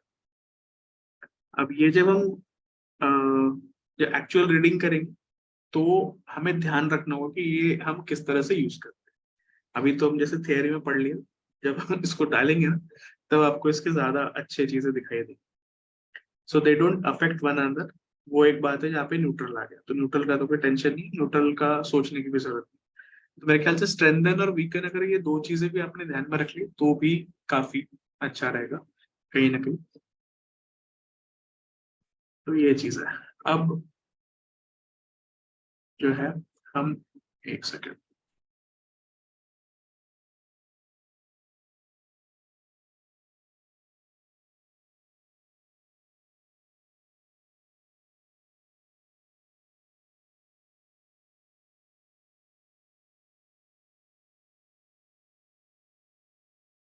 ये जो है दिस इज दी, बिल्कुल जब हम मेजर अरकाना पढ़ना शुरू करते हैं तो ये कार्ड सबसे पहला आता है, सबसे पहला कार्ड आपको यही मिलेगा, द फूल का। तो मेजर अरकाना हम अभी स्टार्ट करेंगे, एटलीस्ट 1 से 2 कार्ड करेंगे, आपको थोड़ा सा अंदाज आना चाहिए और समझ में आना चाहिए। इसके पहले अगर आपने मैंने रील भी एक बनाया था अबाउट कलर्स, अगर आपने देखा हो, नहीं देखा हो तो मैं आपको सेंड कर दूंगा, शेयर कर दूंगा, सो दैट उसमें भी आपको पता चल जाएगा। बट वैसे अगर मोटी मोटी बात करें, जैसे इसमें सबसे पहला ये व्हाइट कलर दिख रहा है, ये व्हाइट, इधर भी व्हाइट है, इसने जो कपड़े पहने यहाँ पे भी व्हाइट दिख रहा है, दिख रहा है, सीट है ना। तो ये जो व्हाइट होता है कहीं ना कहीं प्योरिटी का है। इवन इसके पास ये सफेद गुलाब या सफेद कोई फूल दिख रहा है, मोस्ट प्रोबेबली इट्स व्हाइट रोज, तो ये भी प्योरिटी को दिखाता है। तो ये जो व्हाइट कलर है ये सारा प्योरिटी, जैसे ये एक डॉग भी है, ये भी व्हाइट कलर का है, तो this is also pure soul. अब जो ये बाकी का ऑरेंज कलर है, यहाँ पे आप देख सकते हैं ये ऑरेंज है, this is all orange colour. तो ऑरेंज कलर कहीं ना कहीं दो चीजें दिखाता है, एक तो फन एलिमेंट को दिखाता है। आप कभी भी देखना, जो ज्यादा फन दिखाना होगा, किसी भी ब्रांड को भी जब ज्यादा फन चीजें दिखानी होती है और फनी चीजें दिखानी होती है, अपने आप को बहुत कूल और ऐसा दिखाना होता है, तो कई बार वो लोग ऑरेंज कलर यूज करते हैं। अगर आप देखोगे तो आई आई थिंक, जहां तक मुझे याद है, शायद निकोलोडियन जो एक चैनल है बच्चों का, वो भी शायद ऑरेंज कलर में है, उसका जो लोगो है वो भी ऑरेंज कलर का है। तो वो भी कहीं ना कहीं ऑरेंज जो है फन भी है, कहीं ना कहीं थोड़ा सा बिना सोचे समझे जल्दी से कोई डिसीजन लेना वो भी दिखाता है, और थोड़ा सा एक चाइल्डिशनेस भी दिखाता है कि थोड़ा सा इमेच्योरिटी है, चाइल्डिशनेस। जो ये येलो है पीछे, ये येलो दिखाता है कि positive, yellow is for hope, yellow is for positivity. तो जितना ज्यादा आपको येलो दिखेगा उतना ही वो कार्ड पॉजिटिविटी की तरफ शो कर रहा होता है, positivity, new energy, new beginnings, वो भी कई बार दिखाता है। तो वो सारी बातें। अब जो पहाड़ होते हैं, अब अगर मैं एलिमेंट्स की बात करूं, तो ये जो पहाड़ है पीछे, ये कहीं ना कहीं चैलेंजेस को भी दिखाते हैं, ये कहीं ना कहीं एक जर्नी या वॉयज को भी दिखाते हैं, और डिफिकल्टीज को भी दिखाते हैं। अब देखो यहाँ पे हो क्या रहा है, ये चलो एक कलर बच गया ब्लैक। बस ब्लैक तो मैंने ऑलरेडी थोड़ी देर पहले ही बताया था। तो black is all about negativity, is all about कहीं ना कहीं सैडनेस भी है, और ब्लैक से थोड़ा मिस्ट्री भी आती है। तो मिस्ट्री, सैडनेस, नेगेटिविटी, ये सारी चीजें आपको ब्लैक दिखाए। और इसके ऊपर जैसे कुछ ऑरेंज वगैरह फ्लावर्स है, तो ऑरेंज का मैं बता चुका हूँ। कोई कलर बच रहा है, एक ये थोड़ा सा है, this is kind of brown यहाँ पे। तो ब्राउन कहीं ना कहीं स्टेबिलिटी को शो करता है, ब्राउन शो स्टेबिलिटी, ग्राउंडेडनेस, वो सब चीजों को। ठीक है। तो अब अगर हम इस कार्ड को डिसाइफर करें या इस कार्ड की बात समझे, देखो कैसा होता है। ये जो कैरेक्टर है, ये कैरेक्टर अभी एक न्यू जर्नी पे निकला है, क्योंकि ये जो 22 कार्ड्स की जर्नी है, वो ये जीरो है, ये जीरो नंबर का कार्ड है, यहाँ से बिल्कुल शुरू हो रहा है। तो बेसिकली ये बिगिनिंग भी नहीं है, बिफोर द बिगिनिंग है, क्योंकि बिगिनिंग तो हमेशा वन से होती है। So this is something before the beginning. तो कैसा होता है, जब कोई नया नया बच्चा होता है, नई नई चीजों में रहता है, नया जोश होता है, तो समझदारी होती है क्या? नहीं होती, क्योंकि नया है। जैसे आप कई बार देखो, जो इंटर्न्स होते हैं किसी कंपनी में, जब इंटर्न्स लगते हैं, या छोटे छोटे बच्चे आपके स्कूल में आते हैं, कई बार स्कूल्स में छोटे छोटे बच्चे होते हैं, वो लोग फुल ऑफ एनर्जी रहेंगे, बहुत एनर्जेटिक रहेंगे, बहुत हंसते खेलते गाते रहेंगे। तो उसी तरीके से आप इसको भी देखो, ये भी बहुत हंसता खेलता गाता हुआ कैरेक्टर है, अपनी मस्ती में चल रहा है, अपनी धुन में चल रहा है, उसको दुनिया से कोई लेना देना नहीं है, कोई फिक्र नहीं है, कुछ नहीं है। तो एक तरह से एकदम छोटे बच्चे की तरह, या एक बेफिक्रे नौजवान की तरह ये कैरेक्टर है। अब टैरो में काफी हद तक हम लोग जेंडर न्यूट्रल रहेंगे। ठीक है, हम ये नहीं बोलेंगे कि ये लड़का है या लड़की, क्योंकि कई बार ये लड़कियों को ही डिपिक्ट किया हुआ है, बट मेल एंड फीमेल दोनों को भी कई बार करता है। क्योंकि अगर आपके सामने कोई मेल बैठा और ये वाला कार्ड निकल रहा हो, तो ये उसको भी दिखाएगा कि मेल पर्सन को भी यही कार्ड दिखा रहा है। सो इसलिए हम जेंडर न्यूट्रल चलेंगे इसमें। अब ये जो है बंदा, जैसे आप देख सकते हो, एक तो बहुत कूल है, केयर फ्री है, रादर थोड़ा सा केयरलेस भी है। बिकॉज अगर आप देखोगे कि ये यहाँ से चलता हुआ तो आ रहा है, लेकिन यहाँ पे नीचे मोस्ट प्रोबेबली या तो जमीन है या तो पानी है। ठीक है, यहाँ पे आप देखोगे या तो जमीन या तो पानी, क्योंकि जमीन ज्यादा लग रही है, पानी कम लग रहा है, तो जमीन ही होगी। अब ये कोई बहुत बड़ा पहाड़ का क्लिफ है, एक कदम इसने और आगे डाला, क्योंकि देख भी नहीं रहा है, देख रहे हो आप, इसकी नजरें ऊपर की तरफ है, या तो आंखें बंद है या तो नजरें ऊपर की तरफ। So he is not even seeing where he is going. एक कदम आगे गया तो ही में फॉल डाउन। और ये जो है, ये कहीं ना कहीं एक फेथफुल शुभ चिंतक बोलेंगे, वेल विशर बोलेंगे, तो एक वेल विशर की तरह ये उसको रोक रहा है, बता रहा है कि भाई आगे मत जाओ, the moment you put your next step you will fall down. And इसको देखने से दिख रहा है कि he is not even bothered, सुन भी नहीं रहा है कि मैं जो उसका शुभचिंतक है, जो उसका इतना लॉयल है, फ्रेंड है। क्योंकि डॉग्स को अगर हम देखेंगे तो डॉग्स हमारे फ्रेंड्स हम बोलते हैं, डॉग्स हमारे वेल विशर्स होते हैं, लॉयल होते हैं। अपने मालिक के तरफ डॉग हमेशा ही लॉयल होता है, कभी भी डॉग काटता नहीं है, अपने मालिक को तो कभी भी नहीं काटता। तो कहीं ना कहीं लॉयल, फ्रेंड, शुभचिंतक, वेल विशर, ये सारी चीजें ये डॉग सिग्निफाई कर रहा है। और मैं ये जितनी भी क्वालिटीज बता रहा हूँ ये आप लिख लेना, ठीक है, क्योंकि हो सकता है इतनी सारी क्वालिटीज मैं आपको लिख के ना दे पाऊँ या मैं स्लाइड्स में ना डाल पाऊँ, क्योंकि बहुत सारी चीजें एक ही कार्ड आपको दिखाए।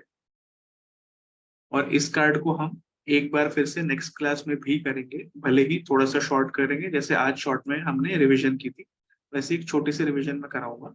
बट स्टिल मेरे हिसाब से if it is possible please go through this and right it down. तो अगर ये कार्ड निकल के आया, कोई क्लाइंट आके बैठा है मान लो, और उसने ये पूछा कि मैं एक बिजनेस स्टार्ट करना चाहता हूँ, और ये मेरे साथ हुआ है, ठीक है, अभी कल की परसों की बात है, क्लाइंट आए थे एंड काफी अच्छी पोजीशन पे क्लाइंट, क्या वो गवर्नमेंट में कौन से लॉ मजिस्ट्रेट है, जज मजिस्ट्रेट कुछ होता है, पता नहीं, वो थे, तो पूरा अच्छे से नाम याद भी नहीं आ रहा, बट अच्छी पोस्ट होती है वो। हाँ, जुडिशियल मजिस्ट्रेट रेट्स, अभी मुझे याद है, जुडिशियरी मजिस्ट्रेट है जो, ऐसे कुछ तो थे। अब वो कह रहे हैं कि मुझे ना ये जॉब छोड़नी है, भले ही it's a very good government post है, ये है वो है, बट ना मुझे जॉब छोड़नी है और मुझे बिजनेस करना है, मुझे बिजनेस में घुसना है। तो मैंने करना चाहिए कि नहीं करना चाहिए, ये उनका सवाल था। मैंने कार्ड निकाला तो ये कार्ड निकल के आया, द फूड। अब मैं उनको ये तो नहीं बोल सकता कि आप बिल्कुल ही बेवकूफ हो या बेवकूफ की तरह काम कर रहे हो, बट मैंने उनको ये समझाया कि देखो, ये जो नया चीज आप सोच रहे हो, this is full of uncertainties.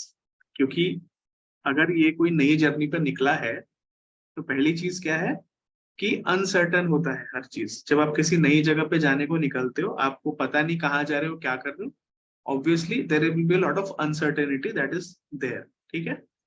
कुछ भी सर्टन नहीं होता है, क्योंकि आपने प्लानिंग तो नहीं करी है, आप तो बस यूं ही निकल गए, मन किया निकल गए। तो बहुत सारे सरप्राइजेस मिलते हैं ऐसी ट्रिप्स पे। आप भी अगर कभी अपने जीवन में देखा हो कि बिना प्लानिंग करे अचानक से कहीं निकल जाओ, तो वो ट्रिप बड़ी यादगार होती है, क्योंकि बहुत सारे सरप्राइजेस मिलते हैं। कभी गाड़ी पंचर हो जाए, कभी पेट्रोल खत्म हो जाए, कभी ऐसी जगह चले जाओ जहाँ पे ढाबे डूबे ना है, फिर अब कोई रेस्टोरेंट नहीं मिल रहा है, भूख लगी है लेकिन you don't know how much, कितना आगे जाना है कितना नहीं है, कई बार रास्ता भटक जाते हैं, सो जाना कहीं पहुंचना कहीं, बहुत सारी चीजें होती है। तो सरप्राइजेस हमें तब मिलते हैं जब हम प्लान नहीं करते। तो this person looks like he has not planned things well, ठीक है। दूसरी चीज, ये जो है ना फ्लावर, ये जो यूं रख के चल रहा है, कहीं ना कहीं दिखा रहा है कि बड़ा दिलफेक टाइप का आदमी है, बिंदास है, दिलफेक है, he is wearing his heart on his sleeve. ऐसा कहते हैं कि such type of persons wear their heart on their sleeve, दिलफेक होते हैं, बिंदास होते हैं।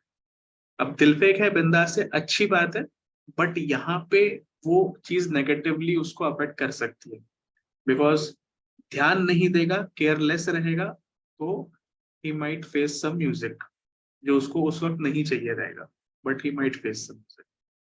तो उस वक्त मैंने उसको यही समझाया कि सर, पहला तो मैं आपसे एक सवाल करता हूँ कि सर, आर यू रियली, मतलब आपको पता है आप क्या कर रहे हो, have you planned it well? ऐसे मैंने प्रोबिंग करी तो दो तीन चीजें। फिर कहने लगे नहीं नहीं, उतना अच्छा तो मैंने प्लान नहीं किया, बिकॉज मैं तो ये नहीं कह सकता ना कि आपकी प्लानिंग नहीं है, आप बेवकूफ हो, आपको प्लानिंग नहीं है, आपने कुछ सोचा समझा नहीं, बस ऐसी चल दी। तो जब आप प्रोफेशनल रीडिंग करते हो तो आप इस तरह से आप प्रोबिंग से उसके आंसर निकालते हो, मालूम तो है ही क्या है, बट वो बताएगा, वो बताएगा कि हाँ प्लानिंग तो इतनी नहीं हुई है, मैं इतना प्रिपेयर्ड तो नहीं हूँ, बट मुझे वही अब ना मन नहीं कर रहा। मैंने कहा मन नहीं कर रहा क्यों? मैंने कहा आपकी उम्र कितनी है सर? कह रहे 31। मैंने कहा 31 की उम्र में मन नहीं कर रहा, मतलब ये तो मुझे समझ नहीं आया। नहीं, बोले यहाँ पे ना एंटरटेनमेंट की जगह कम है, बिकॉज गवर्नमेंट जॉब है तो रिमोट एरियाज में ट्रांसफर हो जाती है, तो ना एंटरटेनमेंट के लिए कुछ नहीं है, अकेले रहना पड़ता है, मजा नहीं आ रहा, फैमिली नहीं है यहाँ पे, फैमिली को मिस कर रहा हूँ मैं, ऐसा है वैसा है। मैंने कहा अच्छा जी। मैंने कहा ये तो आपको गवर्नमेंट एग्जाम देने के पहले से ही पता होगा बाय द वे कि ये सारी प्रॉब्लम्स आएंगी। बोले हाँ हाँ मालूम तो था, लेकिन ना ऐसा लगा नहीं था कि इतना बुरा होगा। तो मैंने कहा बुरा यानी, अब आप अगर किसी लेमैन की नजरों से देखोगे तो लोग तो आपके पैर छूते होंगे आके कि आपके जैसा कुछ मिल जाए तो क्या बात है।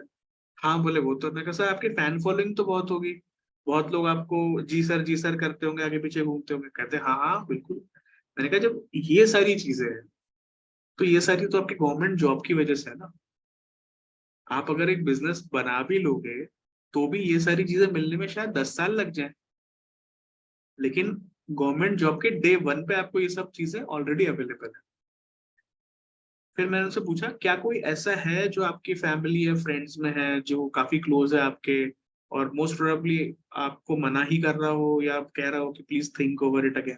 कहते हैं हाँ हाँ हाँ, कह तो रही मेरी मम्मी मना कर रही है, पापा भी कह रहे हैं कि ऐसे क्यों कर रहे हो। मैंने कहा फिर वो आपसे सही कह रहे होंगे कि गलत कह रहे होंगे? कहते नहीं, कहे तो वो सही रहे हैं लेकिन मेरा मन नहीं कर रहा। मैंने कहा देखो सर, फिर इस तरीके से मैंने उनको काफी चीजें समझाई। बट देखा, अब ये जो है कैरेक्टर, ये पापा मम्मी भाई दोस्त बहन कोई भी हो सकता है। समझ रहे हो आप कैसे रीडिंग करनी है और सामने वाले को कैसे प्रोबिंग करनी है।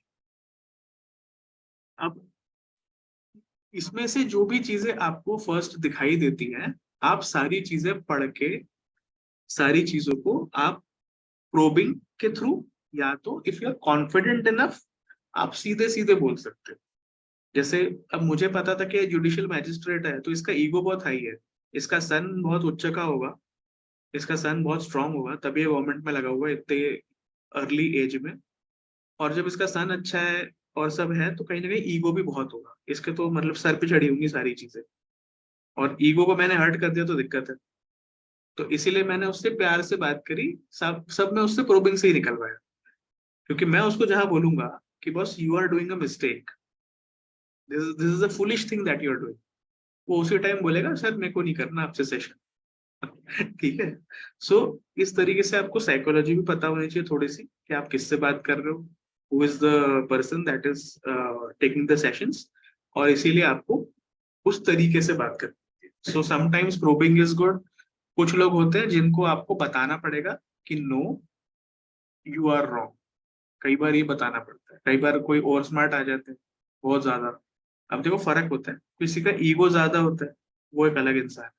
कोई ओवर स्मार्ट है नहीं उसे उतनी अकल, मैच्योर नहीं है, बट जस्ट अपने आप को बहुत बड़ा या तोप समझ रहा है, तो भाई उसको अलग तरीके से हैंडल करोगे आप।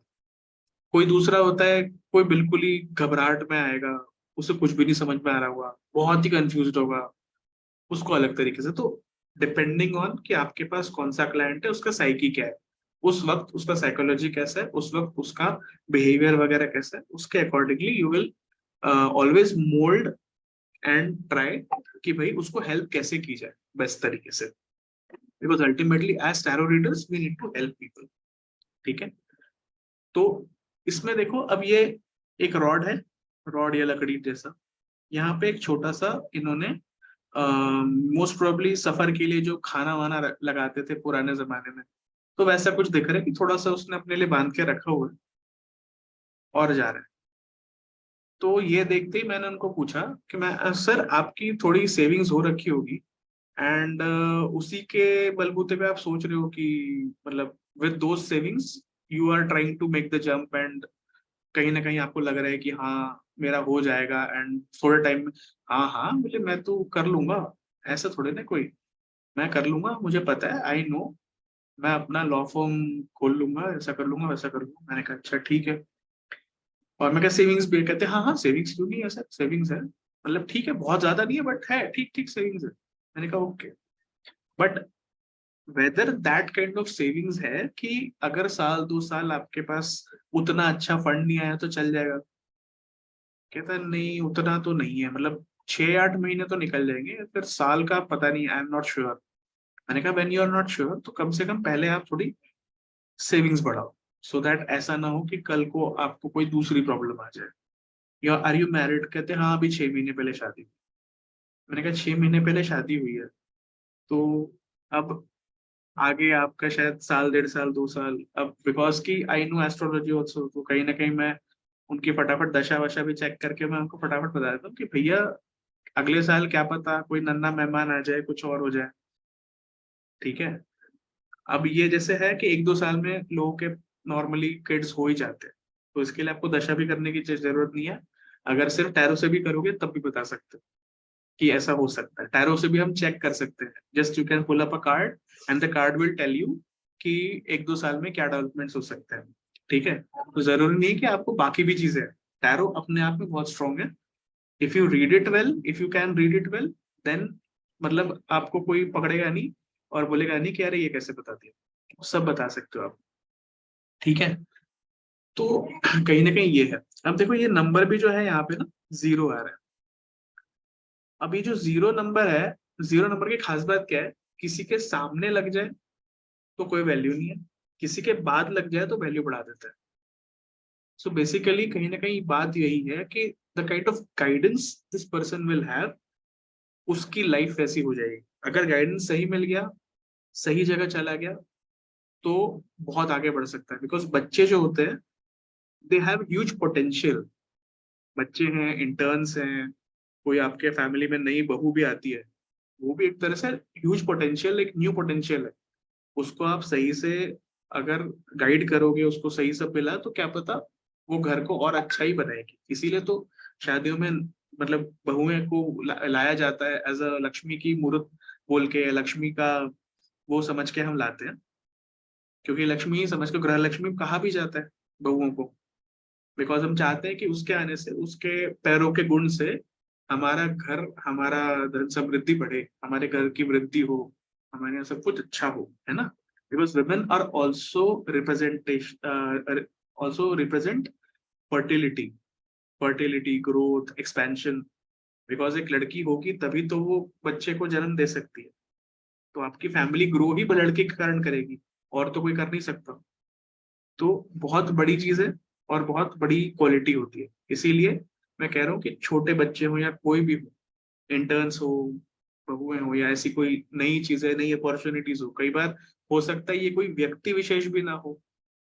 अभी तक हम ये पकड़ के चल रहे हैं कि this is showing the person, कई बार ये होगा कि सिचुएशन को शो करेगा, तो वो भी गॉज करना पड़ता है विद प्रोबिंग एंड विद कि भाई सामने वाला आपसे क्या पूछ रहा है क्या नहीं।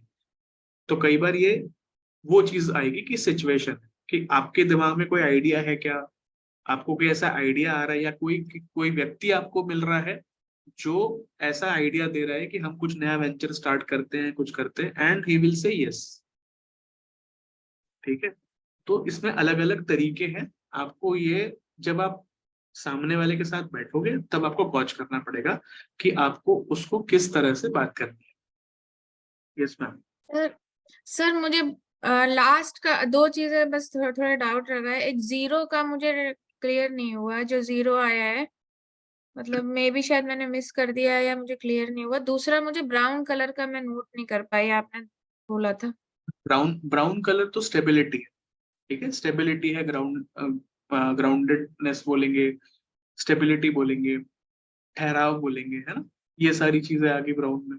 ठीक है, दूसरी चीज जो आपने पूछी है कि जीरो जीरो, आप देखो 0 1 जो होता है, 0 0 what is the value, it is 0, 0 1 what is the value 1, 0 2 what is the value 2। But जहां जीरो बाद में लगा, 1 के बाद जहां लग गया, वो अचानक से 1 की वैल्यू 10 हो गई, एक और जीरो लग गया, 1 की वैल्यू 100,000 करोड़। ये सारी वैल्यू सिर्फ एक जीरो के लगने से होती है। तो जीरो कहाँ लग रहा है उससे बहुत ज्यादा फर्क पड़ेगा। जीरो पहले लग रहा है तो उसकी कोई वैल्यू नहीं है, जीरो बाद में लगा तो उसकी वैल्यू बहुत है। तो इसका मतलब क्या है, गाइडेंस।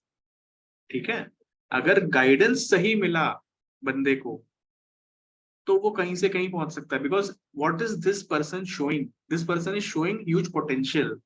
ये यंग है, डायनेमिक है, एनर्जेटिक है, पॉजिटिव है, क्योंकि lot of yellow colour is there, positivity plus sun भी है यहाँ पे, दैट ऑल्सो मीन्स पॉजिटिविटी और अच्छी चीजों का और इजाफा ही हो गया, बिकॉज सन है वहां पे। Sun is also representation of positivity, guidance, hope, ज्ञान, ये सारी चीजों का। तो कहीं ना कहीं ये सारी जो है ना, ये सब पॉजिटिव है। बट ये जो बंदा है, ये अभी उन सब चीजों के लिए तैयार नहीं है।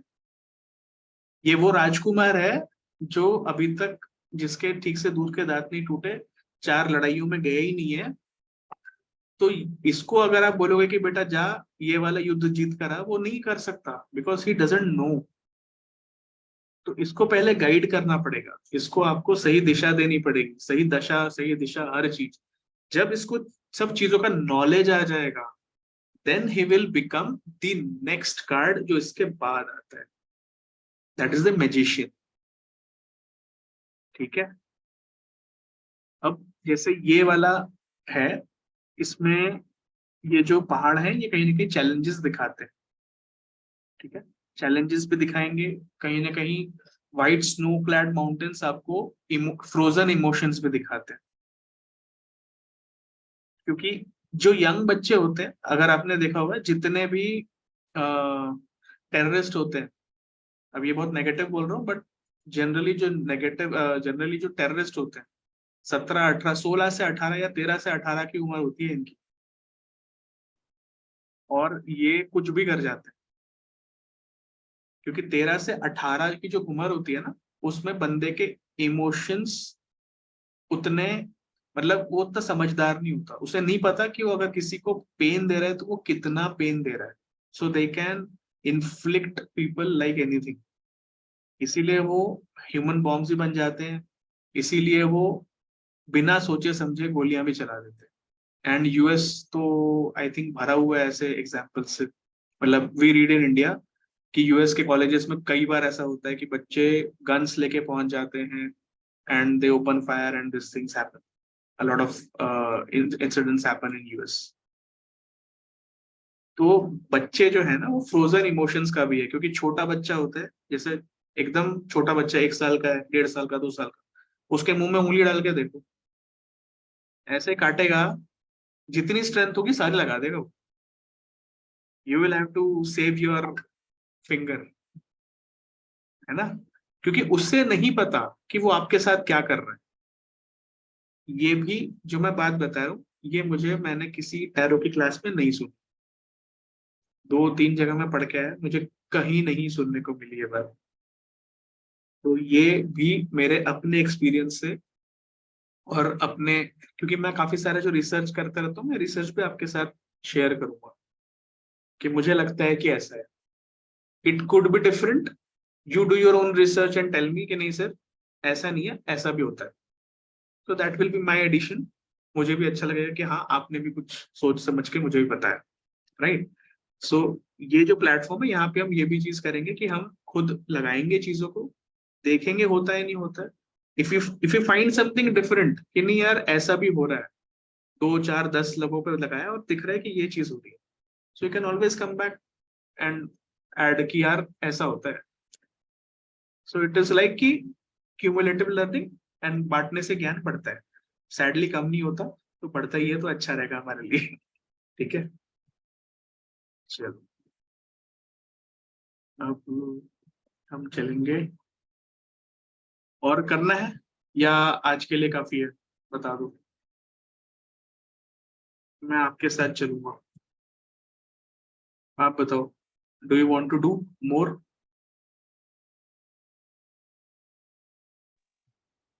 हाँ सर, एक कार्ड और अगर। ओके, हाँ जी, रिचा जी कुछ बोल रहे थे आप? एक कार्ड और कर लेते हैं सर। तो सर, जो आपने द फूल वाला कार्ड यूज किया था, वो जो आपके पास आए थे उनको उनकी प्रिडिक्शन करने के लिए, उनका क्वेश्चन का आंसर देने के लिए, पर हम्म, जब आपने इस कार्ड को एक्सप्लेन किया तो कम से कम आपने 10 चीजें इसमें एक्सप्लेन करी, जैसे 6-7 कलर्स हैं, कुछ इमोशंस हैं, और वो जो पर्सन है वो काफी केयरलेस है, उसके पास एक मतलब पोटली भी है जिस जो सेविंग्स को डिनोट करती है, हम्म। सन भी है जो पॉजिटिविटी दिखा रहा है, और एक डॉग भी है जो कि वाइट है, मींस उसको कोई गाइड भी कर रहा है। तो सर, आपने वो प्रिडिक्शन करने के लिए ना सब चीजें उसमें यूज नहीं करी हैं, सिर्फ कुछ ही चीजें देखकर प्रिडिक्शन आपने कर दिया है। मतलब हम वैसे ही होता है, ये ये वैसे ही होता है। इवन जब आप इवन आपको। प्रेडिक्शन करते हो, मतलब आप एक बात समझो, जब हम कोई चीज पढ़ते हैं, अगर आपने क्या एजुकेशन करी है वैसे, व्हाट एजुकेशन? मैं इलेक्ट्रॉनिक्स एंड कम्युनिकेशन से बीटेक किया है। बीटेक किया है, वेरी गुड। काम किया है कभी बीटेक के बाद? मतलब बस वैसे इस ही पूछो। फील्ड में, इलेक्ट्रॉनिक्स के फील्ड में तो नहीं किया, वैसे तो किया है। कोई बात नहीं। जो भी आपने काम किया है, अगर मान लो इलेक्ट्रॉनिक्स की जब आप पढ़ते थे, first year, second year, final year, 4 साल निकाले होंगे कम से कम पढ़ाई में, पढ़ा तो बहुत कुछ होगा आपने, अप्लाई कितना करते थे? अगर कोई प्रोजेक्ट करना होता था या एक्सपेरिमेंट भी करना होता था, प्रैक्टिकल भी करना होता था, क्या सारे प्रैक्टिकल करवाते थे पूरा, ए टू जेड? नहीं करवाते थे ना। तो बात वही है कि हम पढ़ते तो बहुत सारे, बट हम, जब कैसा होता है ना कि हमारे पास एक तो टाइम नहीं होता, ठीक है? फर्स्ट थिंग इज, अगर आप मेरे पास आए हो ना, मेरे पास टाइम नहीं है कि मैं ये कार्ड देखूंगा और मैं देखते रहूंगा और मैं बोलूंगा रुक जाओ रुक जाओ, अभी मैं नोट कर रहा हूँ कि मुझे क्या क्या दिखा, ये दिख रहा है, वो दिख रहा है, ये दिख रहा है, ऐसे ऐसे नोट करते नहीं चलूंगा। मैं सिर्फ कार्ड देखूंगा, मैं सामने वाले को पूछूंगा आपका क्वेश्चन क्या है, या तो रादर एक्चुअली पहले पूछूंगा क्वेश्चन क्या है, कार्ड निकाला, फिर वो जो बता रहा है उसके हिसाब से ठक ठक ठक ठक बोलना शुरू कर दूंगा कि ऐसा है, ऐसा है, ऐसा है, और वो मुझे हाँ या ना तो में जवाब देगा। तो सर, इसका मतलब ये हुआ कि हमारे पास कार्ड के बारे में, जब हमको सब कुछ कलर्स के बारे में और पिक्चर्स के बारे में हमारे दिमाग में आ जाएगा, क्योंकि जब हमें प्रैक्टिस हो जाएगी तो वो सबकॉन्शियसली हमें आ जाएगा, हमें सोचना नहीं पड़ेगा अच्छा ये ऑरेंज है, अच्छा ये रेड है, तो इसका मतलब उसके वेरी बाद इंटेलिजेंट। तो जो पर्सन हमारे सामने आके क्वेश्चन कर रहा है, उस क्वेश्चन से रेलिवेंट जो कुछ भी होगा उस हिसाब से हम प्रेडिक्शन करेंगे। जी मैम, प्लस इसमें ऐसा होता है कि इट कैसा होता है कि हमारा जो दिमाग है ना, अलग अलग लोगों का दिमाग अलग अलग तरीके से प्रोसेसिंग करता है, इतना तो हम्म। इजीली अंडरस्टूड है। हम्म। किसी को कलर्स ज्यादा दिखेंगे, कोई कोई बंदा कलर देखेगा ही नहीं, जब भी कार्ड देखेगा उसको कलर नहीं दिखेगा, वो देखेगा कि हाथ में क्या है, यहाँ पे क्या रखा है, वहां पे क्या रखा है, वो सिंबल सिंबल देखेगा, वो प्रेडिक्शन मारेगा सिंबल पे, वो कलर नहीं देखेगा, या कलर हमेशा भूल जाएगा। कोई कोई बंदा को सिंबल कम दिखेंगे, उसको कलर कलर दिखता रहेगा, कलर ही कलर वो दिखेगा। बार बार कलर के हिसाब से प्रोडिक्शन मारेगा। कोई दूसरा बंदा होगा, वो कुछ भी नहीं देखेगा, बस ऐसा देखेगा और खटखट बोलना शुरू कर देगा, उसको ये भी ध्यान नहीं कि उसने एग्जैक्टली कहाँ कहाँ ध्यान दिया और कहाँ कहाँ ध्यान नहीं दिया, और वो उठा के उसने बोलना शुरू कर दिया। ठीक है? अब कई बार जब मैं वन कार्ड रीडिंग देता हूँ लोगों को, मतलब अब मैं बताता नहीं उनको कि मैं वन कार्ड दे रहा हूँ या क्या कर रहा हूँ, बट जैसे उनका सवाल आता है, मैंने एक कार्ड निकाला और मैंने बोलना शुरू किया, तो मुझे जितना जितना दिखते जाएगा, ठीक है, जितना जितना मुझे दिखते जाएगा मैं उतना उतना बोलते जाऊँ। ठीक है? अब अगर मुझे दिख रहा है कि यहाँ पे ये कुत्ता है, और कुत्ता और वाइट है डॉग, तो ये हमें दिखा रहा है कि लॉयल फ्रेंड ये वो, तो मैंने वो बोल दिया। लेकिन अगर जो हमने बात नहीं की, जैसे हमने हर एक सिंबल की नहीं बात करी, एक सिंबल मैंने अभी देखो, अभी क्या, अभी मैंने आपको बताते बताते भी एक दो सिंबल छोड़ दिए, छूट गए मेरे से, नहीं सारे सिंबल याद रहेंगे। वो तो जब मैंने नोट्स बनाऊंगा ना, तब मुझे भी ध्यान में रहेगा। जैसे कि पिछले कार्ड में उसके सिर पे कुछ था और उसमें एक फेदर था, राइट। आपने किसी ने पूछा नहीं कि भाई वो फेदर का क्या है, पूछते तो शायद मुझे भी ध्यान आता, लेकिन अब जैसे आपने क्रॉस क्वेश्चन किया तो मुझे ध्यान है कि यार यहाँ फेदर था, मैं तो भूल ही गया। तो ऐसे ही होता है, क्योंकि मैं क्या बता रहा था, मैं एक एग्जाम्पल में बता रहा था, तो कॉन्टेक्स्ट मेरे दिमाग में एक सेट था, क्योंकि एग्जाम्पल से आपको अच्छे से समझेगा। ठीक है, अब वो जो फेदर है ना, दैट ऑल्सो डिनोट्स कि he is a very intelligent person, दिमाग बहुत तेज है उसका, मे बी स्किल्ड, एंड कुछ अच्छी स्किल्स भी उसने हासिल करी हुई है, and not a normal person, is not a normal person, थोड़ा अब कट अबव द रेस्ट है वो। तो फेदर का वो भी एक इंटरप्रिटेशन हो सकता है। ठीक है। तो जैसे सर जैसे आपका जो कार्ड है, जो आपने डेक खरीदा है, उसमें एक बच्चा बना हुआ है जिसके सर पे फेदर है, तो आपने उससे ये इंटरप्रिटेशन निकाला कि वो उसके पास अच्छा दिमाग है, सोचने समझने की क्षमता हम्म, अच्छी है। हम्म, पर मान लो कोई और डेक हुआ जिसके सर पे कुछ और कुछ किंग जैसे कुछ पहनते हैं, क्राउन है, तो भी हम सेम इंटरप्रिटेशन निकालेंगे। देखो, अगर आपने डेक चेंज कर दिया तो वो डेक के हिसाब से होगा, ठीक है, पहली बात, क्योंकि जो आप डेक यूज करते हो, आप उस डेक के हिसाब से बात करोगे। अगर आपका तो जो डेक दूसरा है तो आपका इंटरप्रिटेशन ऑलवेज डिफरेंट होगा। ठीक है। दूसरी चीज क्या होता है टैरो में, what we are doing is, जो भी ये इमेजरी है, इमेजेस हैं, सिंबल्स हैं, जैसे ये सिंबल है, ये इसके हाथ में कुछ है, दिस इज अ सिंबल, ये यहाँ पे चीजें रखी हैं, दीज आर सिंबल्स। सो ये सिंबल्स। सारी चीजें तो कहीं ना कहीं सिंबल्स है ना, तुम हम्म। सिंबल डिकोड कर रहे हैं। हम्म। अब आप ये सिंबल चेंज कर दोगे तो डिकोड चेंज हो जाएगा। You can not decode the same with, मतलब अगर ओम है और मान लो दुर्गा माँ का वो जो स्टार स्टार होता है, कभी देखा है, एक एक स्टार ऐसे होता है, एक स्टार ऐसे उल्टा होता है, ओम और उस स्टार स्टार का जो मतलब है, क्या वो सेम है? नहीं सर, मेरा कहने का मतलब है जैसे हमें आप जैसे आप एक प्रोफेशनल, मैं एक्चुअली डीप साइकोलॉजी में उसका जानना चाह रही हूँ, इसलिए मैं आपसे क्वेश्चंस कर रही हूँ। जैसे आप एक प्रोफेशनल टैरो कार्ड रीडर हो, आपको पता है कैसे करना है। बाई चांस आप कहीं गए, आपके पास आपका डेक नहीं है, आपने कुछ किसी और का यूज किया या कुछ और वहीं से खरीद के यूज किया, और आपको वो सब कुछ नहीं मिला जो आज तक आपने किया है, सब कुछ नया है क्या? और वो जो बच्चा बना दिखा था जिसके सर पे फेदर लगा था, उसके फेदर उसके वही है, बस फेदर की जगह क्राउन है। तो मैं वो जानना चाह रही हूँ कि हमेशा ऐसा नहीं होगा कि हम as a professional tarot card reader, मुझे पता होना चाहिए कि अगर कोई नई चीज है तो मतलब मैं उस या तो धीरे धीरे कार्ड्स को सीखते सीखते क्लासेस करते करते मेरे अंदर नेचुरली वो चीज आ जाएगी। मैं जबरदस्ती अभी घुसने की कोशिश कर रही हूँ, वो गलत है। जी मैम, जी मैम, क्योंकि कैसा है देखो, मैंने पहले ही बोला था, जो हम अभी यूज करेंगे and for a longer period of time जो आप यूज करोगे, जब तक आप एक तरह से थोड़े एक्सपर्ट नहीं हो जाते, तब तक के आप शांति से यही यूज करो, राइटर वेट जो मैंने आपको दिखाया। ठीक है, don't experiment at the beginning, क्योंकि अभी आपको अगर और यही पढ़ना नहीं आता, आप नई चीजें कैसे पढ़ोगे? ठीक है। बाकी जैसे जैसे आप पढ़ते चलोगे ना, तो slowly and steadily you will get attracted to certain type of cards.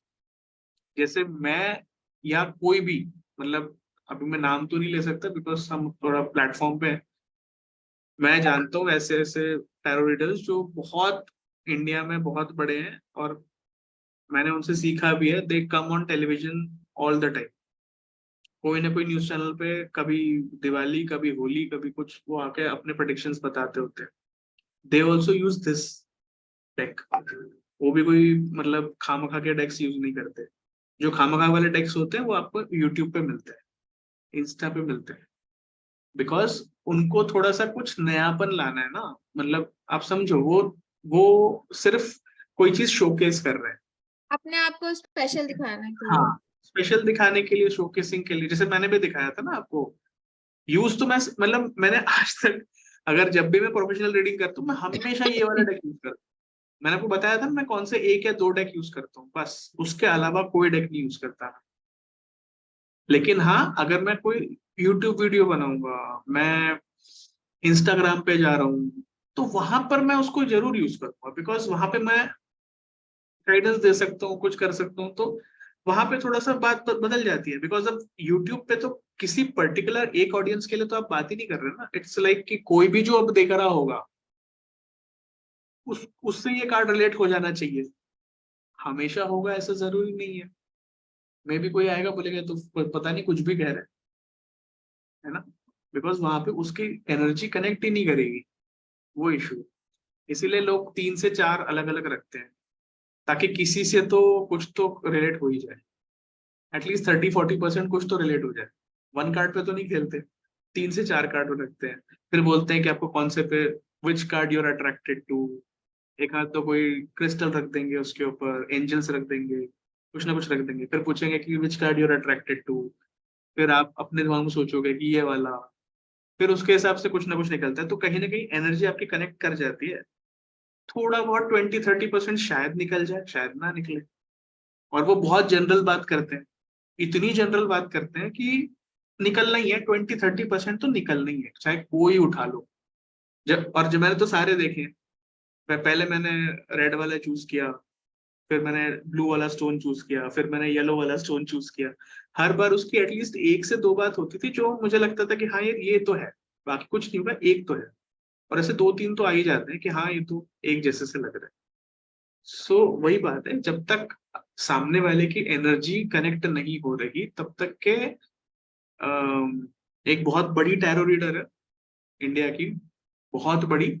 वो कंसल्टेशन भी उनका बहुत माइंड ब्लोइंग है। और उनका एक वर्ड था, मुझे बड़ा अच्छा लगता है कई बार यूज करना उसको। कहते हैं टैरो ना एक फसाद है। ठीक है, फसाद बोलते हैं उसको। क्योंकि वो खुद भी बहुत बड़ी टैरो रीडर है, उनके पास भी कुछ बहुत अच्छे टैरो डेक्स हैं। उससे वो काफी अच्छा बताते हैं। वो हर साल पूरे ईयर का ईयर कैसा जाएगा एंड ऑल, वो भी वो टैरो डेक्स से ही बताते हैं। बाकी भी चीजें से बताते हैं, एस्ट्रोलॉजी से, न्यूमरोलॉजी से, मगर वो टैरो डेक्स से भी बताते हैं। बट उस उनका भी यही बोलना है कि द प्रॉब्लम इज कि जब तक कोई सामने नहीं बैठा, तब तक किससे एनर्जी कनेक्ट नहीं कर रही, तो ये सिर्फ आंख का रस ज्यादा बन के रह जाता है इन दैट केस। तो इसीलिए फिर लोग क्या बोलते हैं कि टैरो काम नहीं करता, क्योंकि उन्होंने तो यूट्यूब पे देखा, उन्होंने इंस्टाग्राम पे देखा, और वो कहते पता नहीं है क्या कह रहे हैं। अब आ रही समझ में प्रॉब्लम क्या होती है, ये है। ठीक है, तो अभी आप ज्यादा सर इधर उधर मत जाओ। मुझे इतना समझ में आया सर, अपना जो राइडर वाला है इसको अच्छे से सीख लो, उसके बाद देखते मैं भी, मैंने बताई थी, the same thing I told you.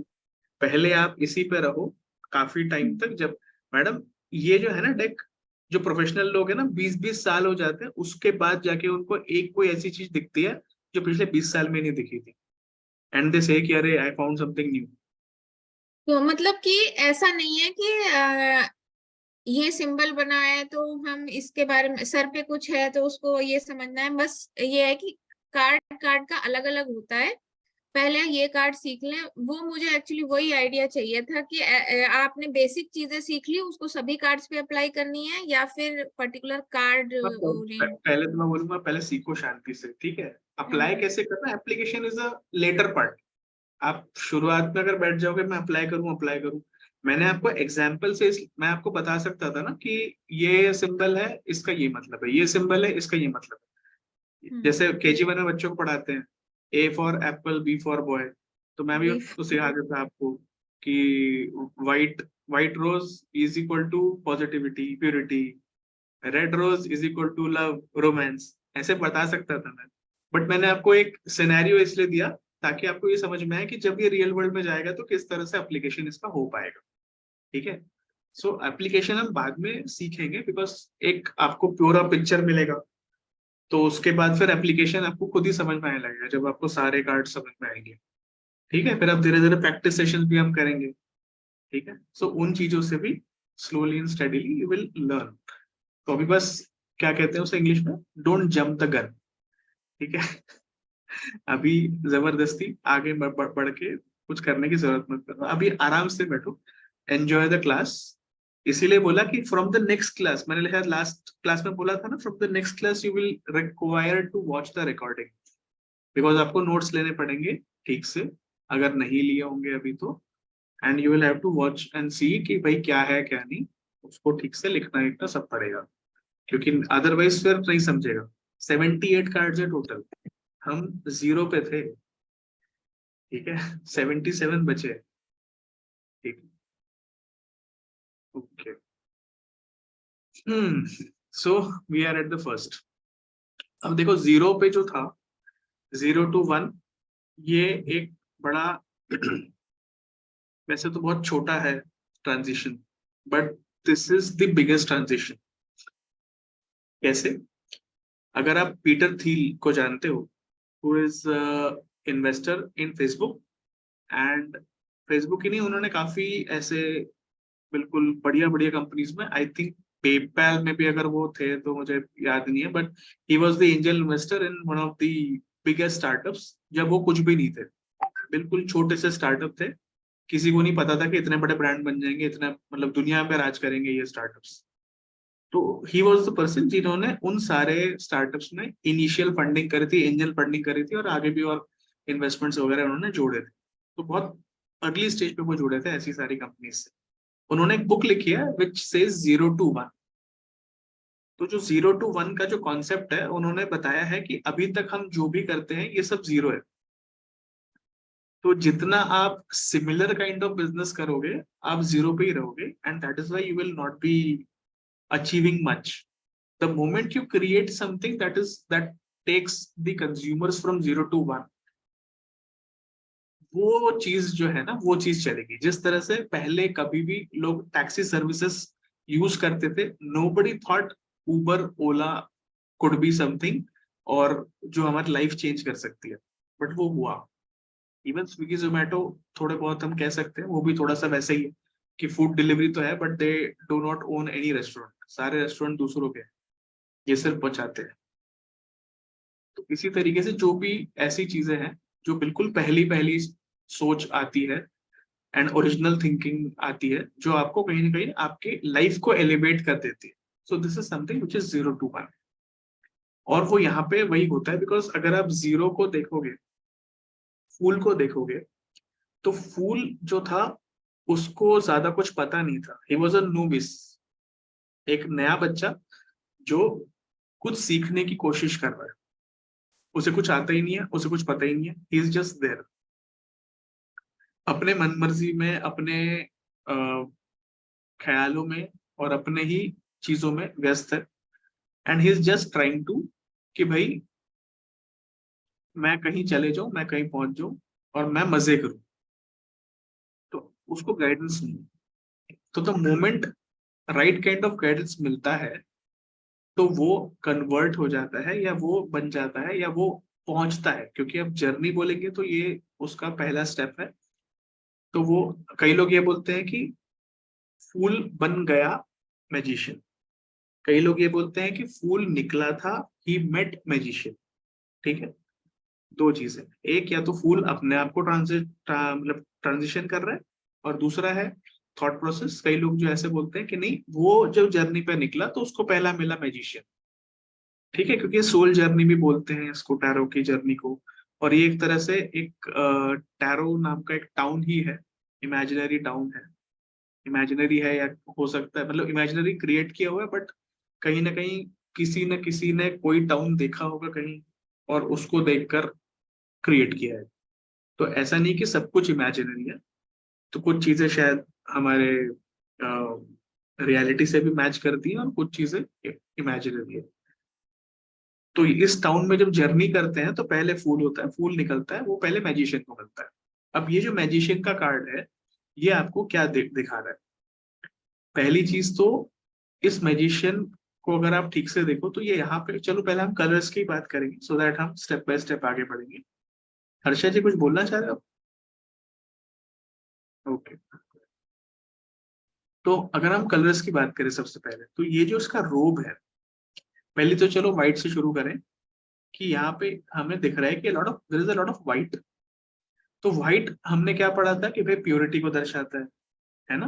Purity है तो कहीं ना कहीं प्योर आदमी है, इज अ प्योर सोल, अच्छा सोचता है, अच्छा इसका सारा सीन है, ठीक है। अब जो ये रेड रोब है, ये कहीं ना कहीं एनर्जी को दिखाता है, पैशन को दिखाता है, एम्बिशन को दिखाता है, और कहीं ना कहीं एक तरह से स्किल्स भी दिखाता है, प्रोफेशनल दिखाता है, स्किल्स दिखाता है, कुछ ना कुछ एक्स्ट्रा है, कुछ ना कुछ रॉयल है, there is something which is not normal, अच्छा है कुछ, वो दिखाता है। अब ये जो सर के ऊपर जो ये इन्फिनिटी का साइन आप देख सकते हो, तो ये इन्फिनिटी का साइन कहीं ना कहीं ये दिखाता है कि इसकी मेंटल कैपेसिटी बहुत ज्यादा है। अगर हम दूसरे वे से देखें तो आपकी फिजिकल बॉडी को, क्या आप मतलब can you map and can you measure? You can measure very easily physical body, मेरे हाथ कहाँ तक जा रहे हैं, मेरे पैर कहाँ तक जा रहे हैं, जितने जा रहे हैं, that is my physical measure, that is the amount of space that I am consuming और आई एम ऑक्यूपाइंग, वो कह सकते हैं। बट द मोमेंट हम बात करें कि आप अपनी माइंड को मेजर कर सकते हो कि आपका माइंड कितना बड़ा है, कितना है, क्या है, can you really major your mind? बहुत मुश्किल होगी। माइंड कितना बड़ा है और कितना आगे तक जा सकता है, ये हम नहीं एक तरह से देख सकते। सो इसीलिए माइंड की जो कैपेसिटी है वो कहीं ना कहीं अनलिमिटेड है। कहते हैं कि हमारा जो सारा ब्रह्मांड है वो हमारे माइंड में ही है, जो बाहर सारा ब्रह्मांड है वो एक्चुअली हमारे माइंड में है। तो इतनी बड़ी चीज अगर हम अपने अंदर है ऐसा बोल रहे हैं, तो कहीं ना कहीं वही चीज है ना कि इसकी कैपेसिटी अनलिमिटेड है। तो इसलिए अनलिमिटेड का साइन है या इन्फिनिटी का साइन है। दिस ऑल्सो शोज कि इसकी मेंटल कैपेसिटी बहुत ज्यादा है, इसके लिए इम्पॉसिबल कुछ भी नहीं है, everything is possible for him. और कहाँ से कहाँ तक, जैसे कि एक इसकी जो आप ये देखेंगे हाथ और उंगली, ये है टुवर्ड्स अर्थ, और जो ये दूसरा है ये ऊपर आकाश की तरफ लेके जा रहा है। तो बताना ये है कि इस धरती आकाश के बीच में ऐसा कोई काम नहीं जो इम्पॉसिबल हो, everything is possible for him. कहीं ना कहीं अगर मतलब थोड़ा सा हिंदू वैदिक चीज को मैं देखूं, तो मुझे लगता है जैसे कृष्णा कार्ड भी है, कृष्णा के लिए कोई भी चीज इम्पॉसिबल तो नहीं थी, कोई भी चीज इम्पॉसिबल नहीं थी। बांसुरी हमेशा उसके हाथ में होती थी, इसके हाथ में भले एक दूसरा स्टाफ है, बट हम कह सकते हैं कि शायद बांसुरी जैसा ही हो, है ना? एंड कृष्णा ने हमेशा ही ऐसी चीजें करी है जो इम्पॉसिबल थी। किसी पर्वत को एक जरा सी उंगली पे उठा लेना, या कोई भी उनके दूसरे काम, एवरीथिंग वाज इम्पॉसिबल, एंड उन्होंने हर इम्पॉसिबल चीज करी, and he made everything possible. Plus अब ये जो है इसका नाम भी है magician, if you can see. अब जैसे मैजिशियन करता क्या है, ही प्लेस ट्रिक्स, ही मैनिपुलेट्स। आपको ध्यान बहुत देना पड़ता है मैजिशियन के ऊपर, और तब भी वो आपको ट्रिक कर देता है। और वो ट्रिक जब दिखाएगा तो आपको नहीं पता चलेगा कि उसने क्या ट्रिक यूज करी है। So there are a lot of tricks that are use by the magician. तो वो दूसरों को कहीं ना कहीं मैनिपुलेट कर सकता है, दूसरों को आंखों का धोखा देता है। और कृष्णा का भी ऐसे ही था कि he was also magician kind of a person, कि हमेशा ही कुछ ना कुछ ट्रिक्स दिखाते थे, हमेशा ही कुछ दूसरा ही करते थे, लोगों को पता ही नहीं चलता था हुआ क्या, हर चीजें हो जाती थी। तो ये चीजें आप देख सकते हो। अब जैसे ये है स्टाफ, तो ये इस तरह के जो बैटन है या स्टाफ है, ये जब भी जिस भी कैरेक्टर के पास में ये होगा, तो ये अथॉरिटी भी शो करता है, क्योंकि पुराने जमाने में ऐसी चीजें उन्हीं के पास होती थी जिनके पास अच्छी खासी अथॉरिटी होती थी, तो ये इसकी अथॉरिटी भी शो करता है। और इसी तरह की चीजें बाकी लोगों के हाथों में भी दिखेगी, तो वो सारे लोगों को अथॉरिटी बहुत अच्छी होती है, कहीं ना कहीं उनका कोई दर्जा होता है, कहीं ना कहीं उनका कोई रिस्पेक्टेबल पोजीशन होती है, तो ये चीज दिखाता है। प्लस यहाँ पे आप देखेंगे तो this is kind of a snake, ठीक है, एक सांप है जो उसने यहाँ बांध रखा है, किसी को भी लगता है कि बेल्ट है, बट आप देखोगे तो इसकी दो आंखें भी है यहाँ पे। अब या तो ये स्नेक बेल्ट है या तो ये एक्चुअल स्नेक, ठीक है। यहाँ पे डिफरेंस ऑफ ओपिनियन ऑब्वियसली होंगे, बिकॉज सब लोग अपने अपने हिसाब से इसको रीड करेंगे, अपने अपने हिसाब से इसको देखेंगे। तो अगेन अगर मैं कृष्णा से ही इनको फिर से रिलेट करूं, तो कृष्णा के पास भी शेष शाही थे, और शेष शाही के ऊपर वो लेटे हुए होते थे, there was a snake all the time. अब जो कृष्णा के वो भी है, क्या कहेंगे, स्नेक, उनको वो मतलब अनंत भी बोलते हैं, अनंता भी बोलते हैं। एक तो शेष और अनंता, ये दोनों ही उनके नाम।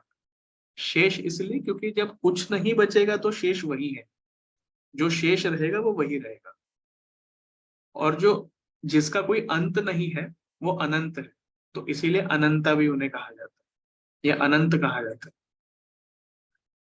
तो कहीं ना कहीं ये जो है ना, ये टाइम को आप मतलब you can also control the time. Snakes जो है वो डिफिकल्टी, टाइम, और कोई भी, जैसे समुद्र मंथन के इसमें भी जब एक सबसे बड़ा इतना बड़ा डिफिकल्ट काम करना था, मंथन करना था, तो मंथन के लिए भी स्नेक यूज किया जाता है, या उस वक्त स्नेक यूज किया गया था समुद्र मंथन मंथन के टाइम पे। तो कहीं ना कहीं snake is also something which involves a lot of introspection, कि आपको अपना आत्म मंथन करना हो तो you need something like that. सो ये जो बंदा है, ये इंट्रोस्पेक्शन भी इसका बहुत अच्छा है, ये अपने आप को भी जानता है और ये सामने वाले को भी जानता है। he knows himself and he knows the other person as well। तो इंट्रोस्पेक्शन, अपना और सामने वाले को जानना, ये दोनों चीजें इसके पास है, and that is why he is very very intelligent, very very, जिसको बोलेंगे कि बहुत प्रोमिनेंट कार्ड होता है। अगर ये कार्ड निकलता है तो हम जनरली कहते हैं कि this is a yes card. कोई भी क्वेश्चन के लिए अगर ये वाला कार्ड निकला एज एन आंसर, तो ये यस कार्ड होता है।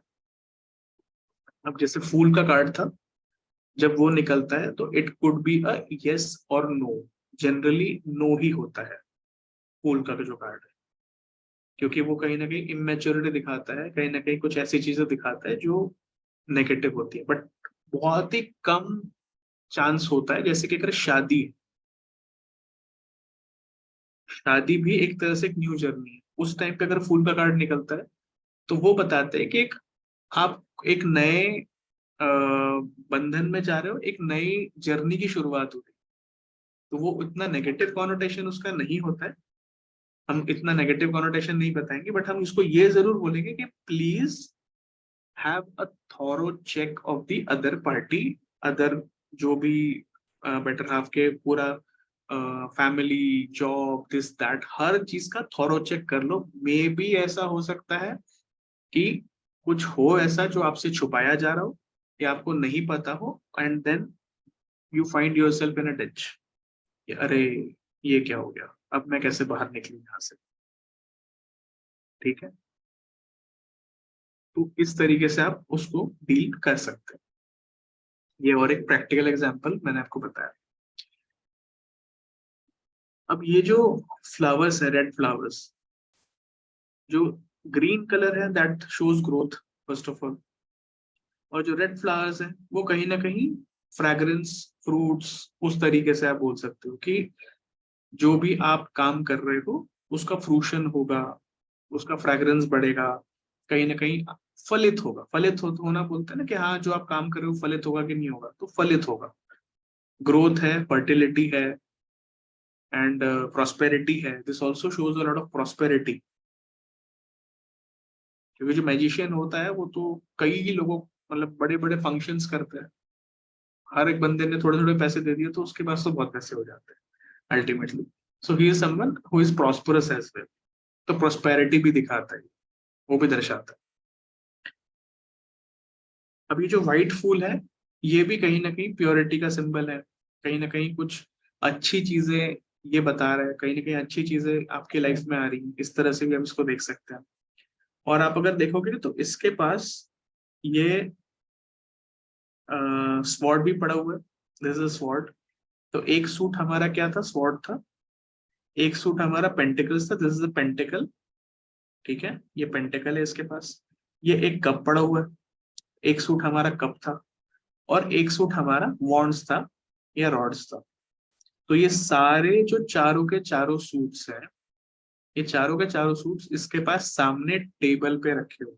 That means he owns and has the power to control all the four suits. They are for his beck and call. He knows how to use each and every element. उसका प्रभाव elements के ऊपर है। मतलब ये इतना intelligent है, ये इतना होशियार है, ये इतना स्ट्रैटेजिक है कि हर चीज को अपने हिसाब से यूज करना जानता है, किस चीज को कैसे और किस तरह से यूज करे। और इमोशंस ये में तो नहीं भगवान बहता। ही है। मैंने मतलब इसलिए इसकी कृष्णा सारी मैंने क्वालिटीज एक तरह से देखा जाए तो भगवान की है, क्योंकि उसकी बुद्धि अनंत है। सांप लपेट रखा है तो उसका परसेप्शन इतना स्ट्रांग है कि वो हर चीज को समझ सकता है, और जो करता है वो फलित होता है। प्योरिटी भी है, सारे एलिमेंट्स को कंट्रोल कर सकता है, तो ये नियरली नियरली गॉड है। इसलिए मैंने कृष्णा कार्ड बोला ना इसको। मतलब मैं देखता हूँ तो मुझे लगता है कि शायद कृष्णा को ही डिपिक्ट, कृष्णा का डिपिक्शन है, तो इसलिए मैंने इसको कृष्णा कार्ड बोला। तो ये हर चीज, मतलब everything he can use everything, तो वो सारी चीजें। बट अगर मान लो ये कार्ड रिवर्स आ जाए, या मान लो कई बार नेगेटिव चीजों में भी आ जाता है, कोई नेगेटिव चीज हो रही होगी उसमें ये कार्ड आ गया, कोई नेगेटिव बातें चल रही हैं, नेगेटिव इश्यूज चल रहे हैं, उसमें ये कार्ड आ गया। तो जब नेगेटिव में ये कार्ड आएगा तो ये नेगेटिव में दिखाएगा कि वो जो नेगेटिव पर्सन है ये कृष्णा के भेस में कोई और है, या कृष्णा तो नहीं है लेकिन ये हो सकता है रावण हो। रावण भी तो बहुत पावरफुल था। Ravan was equally powerful, equally intelligent, वेदों का ज्ञाता, ये वो सब कुछ था उसके पास, बट वो नेगेटिव था। तो ये सारी चीजें फिर नेगेटिविटी में चली जाती, मतलब मैनिपुलेटिव, अपने मतलब के लिए वो मैनिपुलेशन कर रहा है, अपने मतलब के लिए वो हर चीज का मैनिपुलेशन कर रहा है। फायदा तो उसको हो ही रहा है, ऐसा तो है नहीं कि कोई आदमी बुरा है उसके पास पैसे नहीं होते। पैसे तो सबके पास होते हैं, अच्छा आदमी हो या बुरा आदमी, राइट। तो कई बार नेगेटिव चीजों में भी आ जाएगा। तो नेगेटिव अगर चीज में आ गया, नेगेटिव कॉन्टेक्स्ट में आ गया ये कार्ड, तो आपको नेगेटिवली भी थोड़ा सा प्रेडिक्ट करना हो सकता है। But generally this is a yes card. Generally हमेशा ये पॉजिटिव इसमें निकलेगा, पॉजिटिव चीजें बताएगा। हार्डली कभी ऐसा हुआ कि नेगेटिव, लेकिन वो आपको जज करना पड़ेगा कि ये अगले की नेगेटिव क्वालिटीज बता रहा है या कुछ और बता रहा है। तो इसलिए मैंने बोला कि अभी वो जजमेंट नहीं आएगा। अभी मैं इसलिए आपको सिर्फ what ever the picture is saying, तो ये पिक्टोरियली मैं आपको समझा रहा हूँ कि ये क्या बता रहा है। बाद में जब आप रीडिंग्स करेंगे तब आपको समझ में आएगा कि कब इसको मैंने कैसा यूज करना है, क्योंकि हर एक कार्ड जो है ना यस नो मे बी वाले पोर्शन में रहता है। हमेशा हमेशा आप किसी भी कार्ड को यस में नहीं ले सकते। हाँ, जनरली ये हमेशा ही यस में आएगा। अगर क्वेश्चन है तो ये कार्ड तो यस का ही निकलता है। बट ऐसा पकड़ के मत चलो, मैं ये हमेशा बोलूंगा, बिकॉज लोग ऐसा पकड़ के चलते हैं बट देन एट टाइम्स उनके प्रेडिक्शन रॉन्ग हो जाते हैं। बिकॉज हर एक कॉन्टेक्स्ट में जब आप लगाओगे ठीक से तो आपको कॉन्टेक्चुअली दे जाना है। हमने ये नहीं जाना कि रट्टू तो जैसा रट लिया और रट के वहां हम्म। पे उल्टी करके आ गए, ऐसा नहीं करना है। There is no rote learning over here, there is no template ज्ञान। ठीक है, टेम्पलेट ज्ञान के सर मैं वो खिलाफ रहता हूँ। हाँ जी सर बताइए। वो येलो कलर है पूरा पीछे बेस में। हाँ तो that is positivity, that okay. Is positivity. Yellow positivity, white purity दिखाता है, रेड आपको पैशन दिखाएगा, एम्बिशन दिखाएगा, रेड आपको स्ट्रेंथ भी दिखाएगा। ठीक है, रेड आपको कहीं ना कहीं एनर्जी भी दिखाएगा, हाई ऑन एनर्जी। रेड आपको एनिमल इंस्टिंक्ट भी दिखाएगा, क्योंकि हमारी जो एनिमल इंस्टिंक्ट्स है वो भी रेड होती है, रेड से डिपिक्ट करते हैं। मान लो लस्ट भी आ रहा है, तो लस्ट भी कहीं ना कहीं रेड से ही डिपिक्ट होता है ना। जैसे आपने कभी, अब आई डोंट नो आपने कितना इंडिया में टाइम स्पेंड किया है, बट अगर इंडिया में आप घूमते होगे तो जो खासकर ना वो मटका कुल्फी वाले होते हैं, या मटके में जैसे जो लोग वो रखते हैं ना, क्या कहते हैं, लस्सी वस्सी रखते हैं। ठीक है, ऐसे जो मटके वाले जो भी रहते हैं जिसमें मटका यूज होता है, उसको जनरली गर्मियों में ना ये लोग, क्योंकि इनके पास फ्रिज तो होता नहीं है, ठेले वेले पे होते हैं, तो ये लोग क्या करते हैं, वो जो मटका होता है उसको रेड कलर के कपड़े से गीला करके उसको ऐसा पूरा लपेट देते हैं। ठीक है, अब ये ऐसा क्यों करते हैं? एक तो जो उनके अपने रीजन है कि ठंडा रहता है, ये है वो है, वो अपने उनके रीजन से, बट कहीं ना कहीं रेड कलर देखकर आपको भूख लगती है कि नहीं? कई जगह पे आप जाओगे, रेस्टोरेंट्स का कलर देख लो, कई सारे रेस्टोरेंट से खाने पीने का कलर देख लो, रेड होता है।